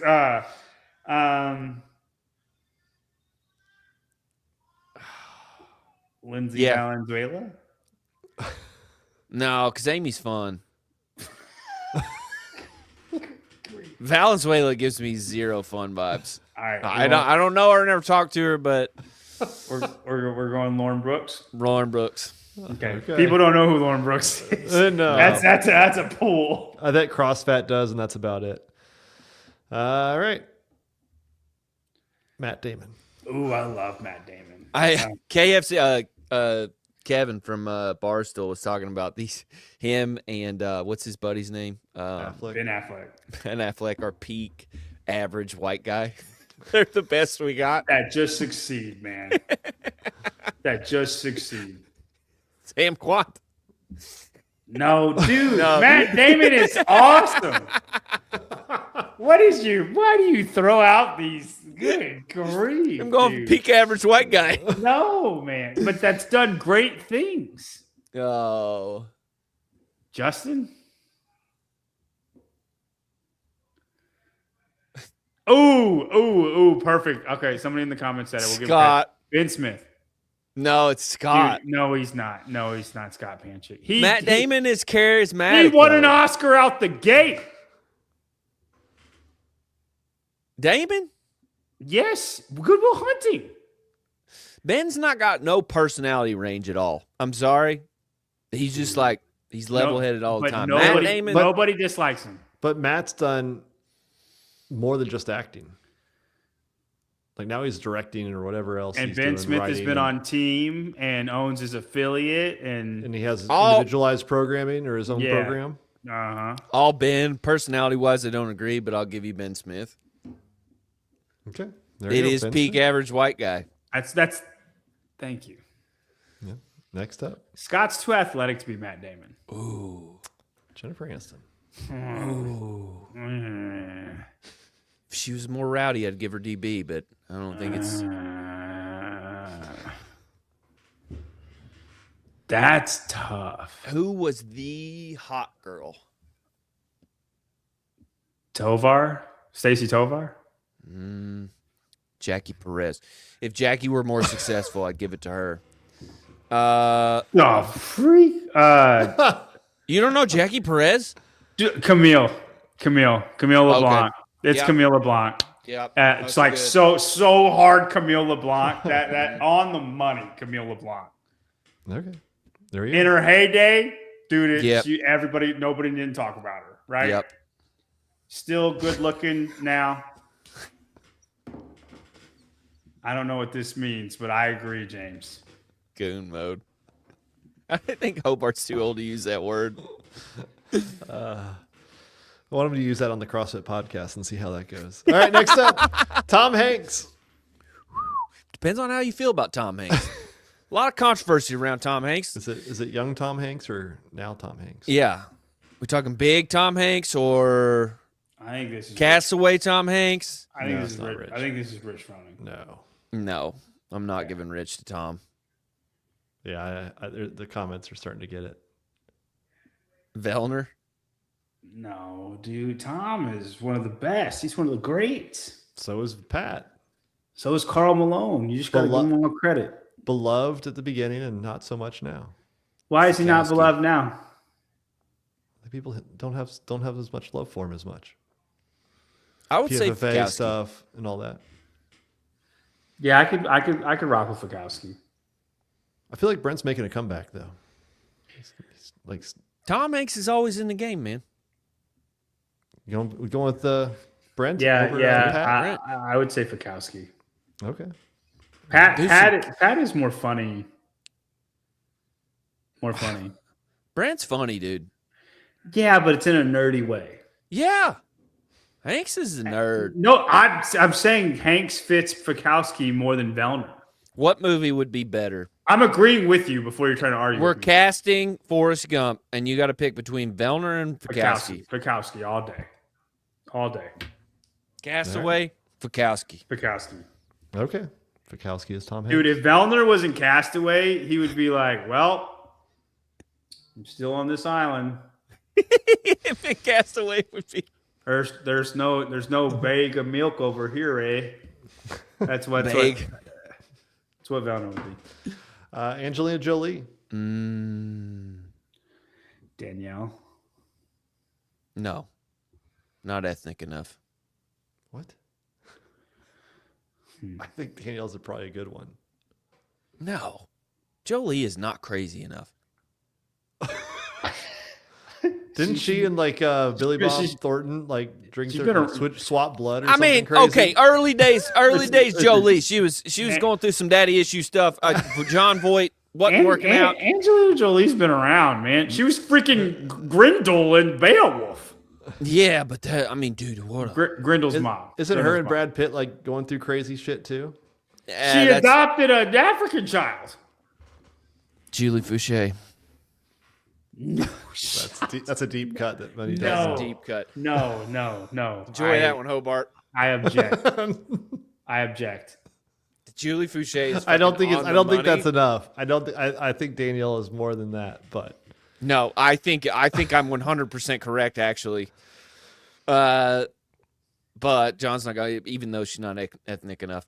They got Hattie. No, Hattie's not. No. Who can just turn it on? Like they're just delivering. Hattie would be more of the bro type. In what way? If you're you're right. You're right, Spin. You're right. Like CrossFit knows. I'll get in trouble for that joke. I'll give it to you. Julie Fouché it is. I'm gonna get a cease and desist here. No. Julie Fouché. All right, next up. Tina Fey. Ooh, okay. I'm a little out on Tina Fey, John, so you're going to have to carry the team here. I like Tina Fey. You don't like Tina Fey? I just don't watch any of her stuff. Okay. I'll give her low one. It's perfect.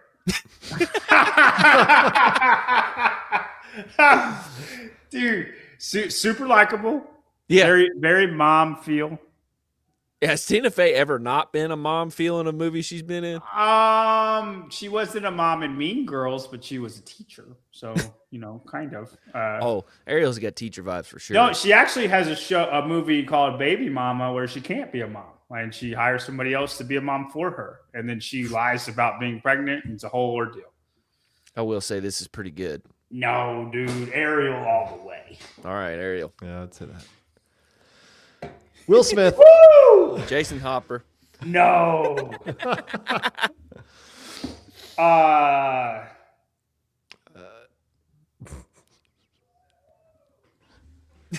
Oh man. They're watching John. Lionel, You can hear him in the background. Lionel Theophanitis. No. Leo Theophanides. No. I'm trying to think. Has anybody slapped anybody? You're going off the slap. You're not going off of Fresh Prince. That's all we can go off of. Fresh Prince, iRobot, Legend. Listen, not for obvious reasons. I think this is Chandler Smith. Oh, I like James Sprague. I like James Sprague a lot. Dude, Will has fallen off. James is at his peak. Will's always at his peak. No. No, he's not. Mm-hmm. How about No, this he's one? not. How about this one? Adler. That's really difficult. I see where you're going with it, but Will has all the personality in the world, and Adler has the personality of a deer that's been shot. He also tried to. He was getting into it with Roman. He almost slapped him. I think Will Smith is Roman. Oh. You know what? Yeah, you like I'm it? going with it. You like it? Yeah, like it. I'd hang out with Will and I'd hang out with Roman. Yeah, dude. Roman's great. Summer agrees with me, but that's fine. I do That's think it. it's break. That was a fun That's one. it. That's it. That was good. That was good. There you go. And the last but not least, we got 12 minutes, guys. And so last week we talked about why the Europeans were dropping off. Tyler, Time out. What criteria? it can't be done if there's no criteria. That is true. We were talking about the drop off in the open, especially in Europe. We asked for some comments as to why. And I have some. Good. They're a little bit longer because they had to express themselves. But thank you for expressing yourself. Seriously. Yeah. First one's from @AbstractGenius Comments. You know it's going to be good. This dude's such a hater. Not signing up. Oh, is this the abstract guy? Dude, Yeah. he's so trash. This is Just never liked the very cliche U.S. macho attitude surrounding CrossFit. The whole definition about what a real man is, pickup trucks, guns out, I'm so proud to be a white American. Seems like one have to buy into all that to be accepted as a real CrossFitter. That lifestyle just rings bad with many Europeans. And you guys, the whole Savan posse, have to admit that this is the train you're riding for a great part. Talking shit about every other way of to live life or view our sport. The U.S. YouTube community is what we see a lot of, and the way you, by default, talk everything CrossFit Inc. Non-affiliated into the ground is very excluding a lot. Sport is not a company to us. The history is that sports are financially very supported by the state, city, council, public funds. We want the sport, not your specific lifestyle choices. I think that's why many here turn to WFP. It's more sport, less licking Castro's boots. Just my €2 cent. So I love it when people try to infer that you're racist because you're white American. You've obviously never been to the South. Everything that you just expressed as white American is also loved by black people, Hispanic people. So you called yourself racist without even having to try. I can't just turn us off. Yeah, you don't have to watch us. A real man just watches what he wants. No, Unless his wife regardless of culture. Unless his wife is watching something and then he watches. She probably wants He's to, watching she probably this. wants to watch. That's all fine. Um, We do have a very high viewership of the women comparatively to other channels. Yeah, look, this is the spin. Okay, we're spinnies. That's right. Get it right. the other thing is like I don't think we've ever hated on other not really ever hated on other cultures. Like love Japanese culture. I did mess up. Scandinavian culture. The worst culture we've ever hated on was strong women. and I literally make my living making women strong. Not like that, but A different strong. in a healthy way. Let's see. @Scottish G. To be fair, CrossFit HQ isn't helping themselves to increase participation outside of the U.S. At a time when the U.S. government is talking about using the U.S. military to invade a European nation, being sponsored by the U.S. military isn't going to play. I'm still signed up, but I would love to see the stats for signups out of Denmark. I can pull that. I do remember saying this.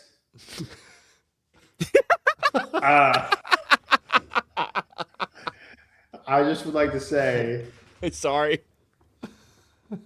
nobody ever answered me. So that's it.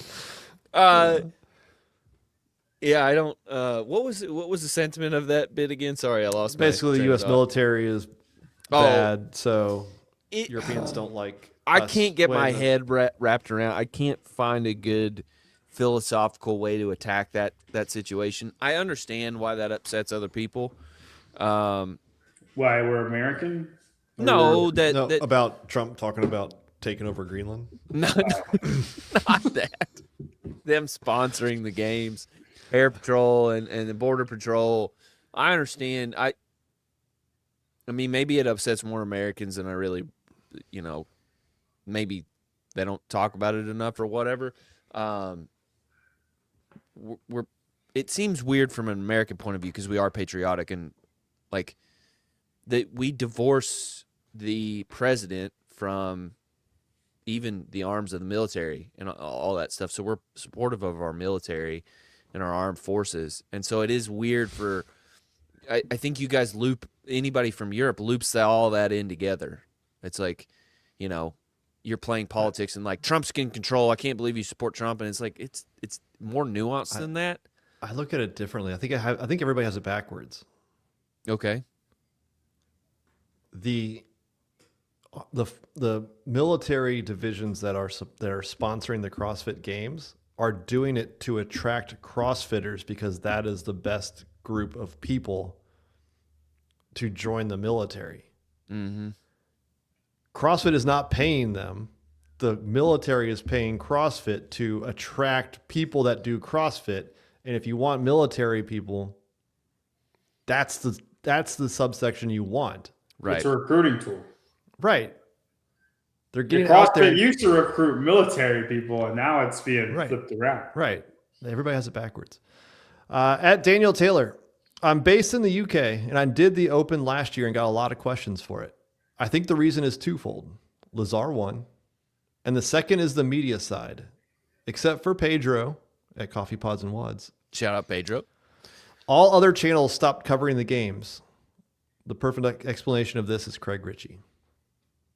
Oh, they don't have any media representation over there. Oh, none of their media is covering the games. Therefore, Right. they have less open And sites. think about all of the podcasts that you hear about They're that I've translated or whatever. It's always talking about World Fitness Project. It's never in a positive light of the CrossFit Games, generally speaking. Why do you think that is? I'm reading all the other reasons. Like He's reading the reasons right reading now. the reasons of okay. why they've all they're the same as everybody else. It's just that they don't have, and Daniel's belief is that they don't have media. People that are watching it are being influenced by people who say, I don't think this is good. I'm bad. I can't do it. I'm out. Okay. All right. That makes sense. That's what I've been listening to. All right. I'm going to go that way too. My response to that would be that is Jason true. CF Media is now a grid podcast. Dude, he even flew over here for a grid thing. And he Shout out changed. to Jason. Yeah. Wore a suit the whole plane ride. I can't believe the plane ride. He just stays in the suit all the time. He doesn't leave it. He's got a sleeping suit, a travel suit, and then a podcast suit. Sleep cravat. It's all the same. Listen, the internet is free, man. Like it just those are podcasts. You can watch us anytime you want. It doesn't matter where you are. That's more of what I'm asking. Like, there's that barrier to entry is not there, right? So where is the barrier to entry for the Europeans? Why are they not, like, they can come in and then, like, Craig leaving for his own reasons or whoever, why are they not entering it? And the other thing is, like, they'd probably stay in if they were more popular. Yeah, I mean, I think the more point is that those that have been around or the ones that are producing content are of the less CrossFit sentiment, anti-CrossFit sentiment. Like Craig's pretty much walked away from it. That was fairly public. But then, what is the RX Insider guy argued with you in one of the comments about how people thought about whatever World Fitness Project or the schedule coming out, yeah. and like. It was completely flipped from what that is. So like he's putting out WFP content. You have some of those that Roger's been on, Brian's been on. Like the whole sentiment is completely opposite of what Dude, we would say. Do you think they look at Brian the way we look at Pedro? Elaborate. Like they stole one of ours. I don't look at Brian that way, but I think I know we don't. I But don't think like, you explained that well, but I think yes. I wonder if they look at Peter the way we look at Brian. Like, Pedro's Like, he's our a European bandit. correspondent, and Brian is their American correspondent. Right. But they, That's a better way of I wonder putting if they think Peter's abandoned Europe. Maybe that's way. why you can't get to 10,000 subscribers. Man. I also, what do we mean by this, Summer? John is a shrinker. I don't know what she means. I need you to go more in depth into what that means. A real man would not be offended by that. Very But ominous. I'm comment. just, I don't, it is ominous. That's what I'm saying. Lido Calagiani. She participated in the barbell did. spin hashtag last year, and if you guys have not, make sure you go into your competition dashboard and sign up. One of our many Italians. She's Yeah, not we're Italian. over 400, I think. So we're moving on up. Let's see. A lot of European fallout, I believe, was due to local media too that turned hard on CrossFit. I live in the UK, but follow CrossFit media from Italy and Greece, and it was largely very negative. I believe the same of many other countries. If you supported CrossFit, you felt basically in the minority. Once a gym de-affiliates, of course, fewer people from there are going to do the open. So all of this, as you mentioned, Europeans felt slighted and did not see heads fall in CrossFit or generally any consequences for the ones they considered responsible. I wonder if it's also a language thing. That every country has a different language over there. You're not going to get as many viewers. I could see as- some of that. I could see some of that. Like, so I'm trying to like cover some of the qualifiers that are starting up early Mm-hmm. and the Lat Am Masters. Mm-hmm. Do you know how hard it is to figure out what they're doing because they're not super clear on all of their qualifications and how many they're taking and all this stuff, on top of it being in Spanish. Right. So I'm trying to translate it, and then it's like not perfectly translated in whatever Google it is that tries to translate it, and you're like, what am I looking at? And then you try to go to a post, and it's a picture, not a like the caption doesn't fully translate, and you know there's stuff on the picture that you're like, if I could just read that, and I don't want to go through all the mess of translating it with like pictures and stuff. Right. It's just a headache to try to do, and how many people are not going to try to do that? So like, how many people in France or Spain or wherever, Germany, it's all in English. Right. If you aren't bilingual, then that doesn't come across as well. I do get the sentiment of how people could be sick of Yes, fit cross fat. Yes. Yes. like pro America. Like I understand how it would be annoying to them because we're the best. And there was a catch.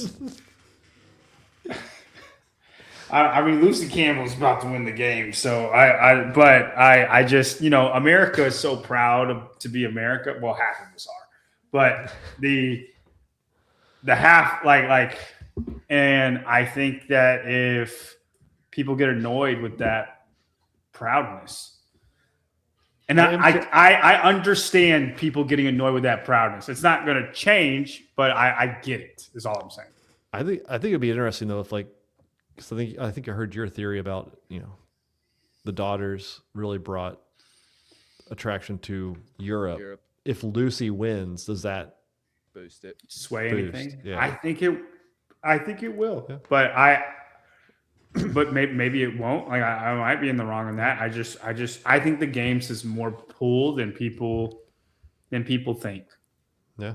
And if she wins it and goes on media tours, especially local media and stuff, like she's going to present very well. Great. Like Lucy's great. And she's going to present CrossFit well. Yes. Yeah. And she's going to talk about everything she's gone. I mean, yeah, she'll do all the interviews. She'll speak well. She'll support CrossFit. Like it can't hurt. And it'll All take right. the heat off of James because people will hate him. Remember me when you're famous, Lucy. Last one. Actually, Lucy got her start on the broadcast on our show. Yeah. Yeah, Lucy, she did everything you've got. She did the pre and post shows in 2023. Oh, I remember that. You just remember that, Lucy. Everything that you've ever gotten is because of us. That's right. Last one. I was the first one to call her to do well. That is true. Oh, we should have brought this up. Brian Friend is responsible for John and I existing. No, We can't let a show go by without reminding people that. Don't be bitter about it. We're not gonna do that. You're lumped in there with helping. Okay. All right, Michelle Barakat. Don't do that either. Now I want to talk about it. All right. We're going to talk to Michelle Barakat. Last one. I've been in my affiliate in Paris for 5 years now. This is a good story. The sport is still growing fast here. They are about to open the biggest CrossFit box in Paris in a few weeks. The old one is staying as well. Just feels like home, man. There's a huge community, but yeah, last year open registration was at its lowest due to the Lazar thing, 80% boycotted. However, I think that this year it will go back to normal as the Open is really a huge event at our box, 200 plus participants. Speaking of that, I have some stats for you for the Open registration. Open updates? Open updates. As of this morning, we had 40,109 open registrations. Oh, that's crazy. I've heard that's double where we were last year at this time. Last year at the same period, 21,874. So 84% increase over last year. We have 119% versus 2025 first timers. So new people are signing up. That new people stat is the craziest stat. Yeah. At this same time last year. Mm-hmm. Who's your guy? I have people. Don't worry about it. Returning athletes plus 72%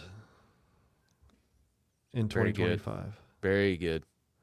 2024 quarterfinalists returning, 455 of them. Traffic to the site's up 44%. Social sentiment's up 853% over last year. How are they rating that? Impressions. It's when they search like the social media stuff and like whether it's like spoken about positively or negatively. That's Now, insane that you I have can a question. rate that. So how many open registrants were there last year? Total.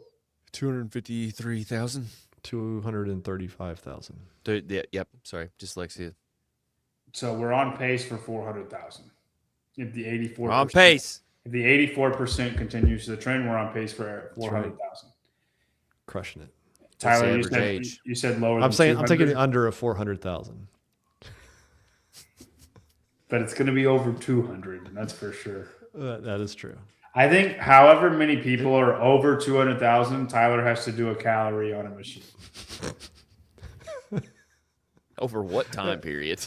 And John will do Total. three ring muscle ups for every person. How about this? How about meters? We'll do meters. Tyler has to bike however many meters Over 200,000. over 200,000. I want to do something more fun than biking. There's only so much you could do. Ring muscle ups. It's gonna be 100,000. So at least 100,000. It's gonna be 100 to 200,000. So like I was trying to pick the easiest. Calories thing don't for work. you. That would be rough. Calories don't work. Meters is the only thing that's gonna be okay. And not running. No, I will do something, but we're gonna negotiate what it is because I just don't want to sit on a bike that long. I think we should figure it out right now. Out of boredom. I've done it fair. before. It's not that bad. You can watch movies. You could watch movies. That'd be a long live stream. What about minutes holding a plank? No. What about seconds holding a plank? No. What do you think, Spin? What can be 200,000? Well, I'm thinking about 100,000. You'll think it's over. It's 300. I think 300,000 is in range. What? Okay. Do you just want to say total meters across any machine? I would consider that over a bike, yeah, because then at least I could do different stuff. The C2 bike's way easier to rack up. The seats, you will get them the fastest on a bike. But eventually, I'm just gonna be like, a rower's I'm half tired as of long. this. Dude, do you know Half how as long fast. 100,000 meters takes? On a bike. Yeah, How long? 4 hours. But that's 4 hours. No, it's And not you're 4. and you're gonna have double that. Yeah. 8 hours stationary. Oh, and that's on the bike. Yeah. Oh, I would still almost prefer doing it. If you get the like Rogue across Echo ski, you could do it. That would be fun. 150,000 meter ski, just good grief, dude. you could get Rhabdo or something for sure. Who was it? Was it Con Porter? He did a marathon ski. Ugh. Yeah, I've done a half marathon ski. It's 3 of those. That's what How Tyler bad had to is do. that? Huh? How bad was that? It's pretty brutal. You got to zone out because you're just Yeah. yeah. Like, 10 I think 10 I think Ks Con threw up because of just the up Vertigo. And down. The up and Yeah. down. We'll figure out. Like what we'll do is we'll come up with like calories per Double movements. Double unders. See, We'll we- figure out an Calves of equivalent. steel. Calves of steel. I wouldn't do double. Ooh. I kind of like giving a cow or a cow worth. So like 1 cow ski is worth 5, and That then, way, it's like if I could do and then Murph. 1 cow row is worth 3. 1 cow bike is worth 1, Mm-hmm. and then we just figure out however many make the people. I was Right. going to expand outside of that, like if I could do Murph, but it was like just ridiculous. Like you're just going to do Murph for 8 hours. You want to like, do on that? repeat? Yeah, but I want to figure out some way to systemize it. Hiller's gonna hate you. What about at Atlanta for 8 hours? That would be fun to like An hour video. an hour for every 10,000 you're off. A Murph for every 10,000 you're off. It's gonna be 10 Murphs. And I just have to do it. Because what I want to do is I want to do it in one day. Like I want it, like I 10 just want Murphs it. in one day. Dude, Yeah. you're gonna be more effed up than I've been effed up. What about? Because I've been, I saw you pretty- snatching, John. Are you snatching again? Dude, I'm great. I'm 100% healed. There you go. I wonder what the world record of Murphs in a day is. The guy did it. The guy did it. The guy that Hiller, the guy that Andrew made a video about. Oh yeah, I don't remember. how many that was. He said he's. But he cheat though. No. He said he's gonna do whatever, and then Hiller like really criticized him that that's not what Murph is about, and then all of his comments got flooded like really really badly, and then the guy ended up doing like 12 and a half Murphs in a day and gets crucified in the comments. It was like the biggest waste. I felt bad for him because like even if it's like for selfish reasons. Mm-hmm. That's so much stuff for just every comment to be like, you suck. You're a terrible person. You know what I mean? Like I felt bad for him. But anyway. All right, guys. Thank you to Bill Grunler. There we That go. portion of the show was not sponsored. Yeah, it was not. Go check out jybarbell.com. 14-day free trial. Jeanette is doing the JY workout of the week. A whole bunch of snatches and what? Burpees? Bar muscle ups. What, 10 bar to muscle 1. ups? That's gross. Snatches, bar muscle ups. If you want to get strong, jybarbell. .com. $25 a month, 2 weeks free. Give it a shot, guys. Yep. Go get a King Kong bag before the discount code expires. Manta Sleep, they're still with us. Frog Grips, always need grips for your 200 ring muscle ups or whatever, a torn pec, whichever comes first. I'm gonna do the one up to 10 thing, 195? but I'm Oh. gonna do 1 to 6 and back down. And I just want to see how long I can do it. I bet you make it one time. Maybe. There's a guy doing this. I saw, but like he's just like failing. Yeah, but I mean, like he's going for it. He's been adding reps a week. I just like it. I think it's awesome. Props to him. I think he needs Yeah. to do like toes the bar. He's been doing pull-ups. Okay. You could probably do it pull-ups. The 1 to 6 back down to 1, back up to 6. Back down to 1. I think you can make it through 2. Okay. 2 rounds. 2 up and downs. I think the second round of 6 gets How many is Gets that? me. How many is that total? 6. be 21, another 15 is 36 is up and down. Yeah. Oh, 36 is up and down. So 72 That's would not be up bad and at down all. twice. Yeah. Yeah. It'd get hairy. It'd get around hairy the- on that last 6. I think around the Yeah. 50 mark, you start Freaking out. not Especially when freaking you're out, but especially when you're just doing wiggling. 1 a minute or 6 a minute. Yeah. Because I did That's 4 a minute. And after, you're doing that many in 22 minutes. Yeah. If you no, come back no. down to that 3, though, that 4, 5, 6, back down to 4 is going to suck. But then you get to 3 and you're like, dude, I got to have it forever. Dude, I did 4 every 30 seconds, and after like 8 sets, I'm done. I was done. And then 2 felt beautiful. Watch me get somewhere crazy and be like, I have to just keep it. Like, I can't Dude, keep the reps, but then I just keep going and do the 216. Film it. Film it. Live I'll stream it. watch it. Yep. All right, guys. We'll see you guys next week. I apologize to absolutely nobody.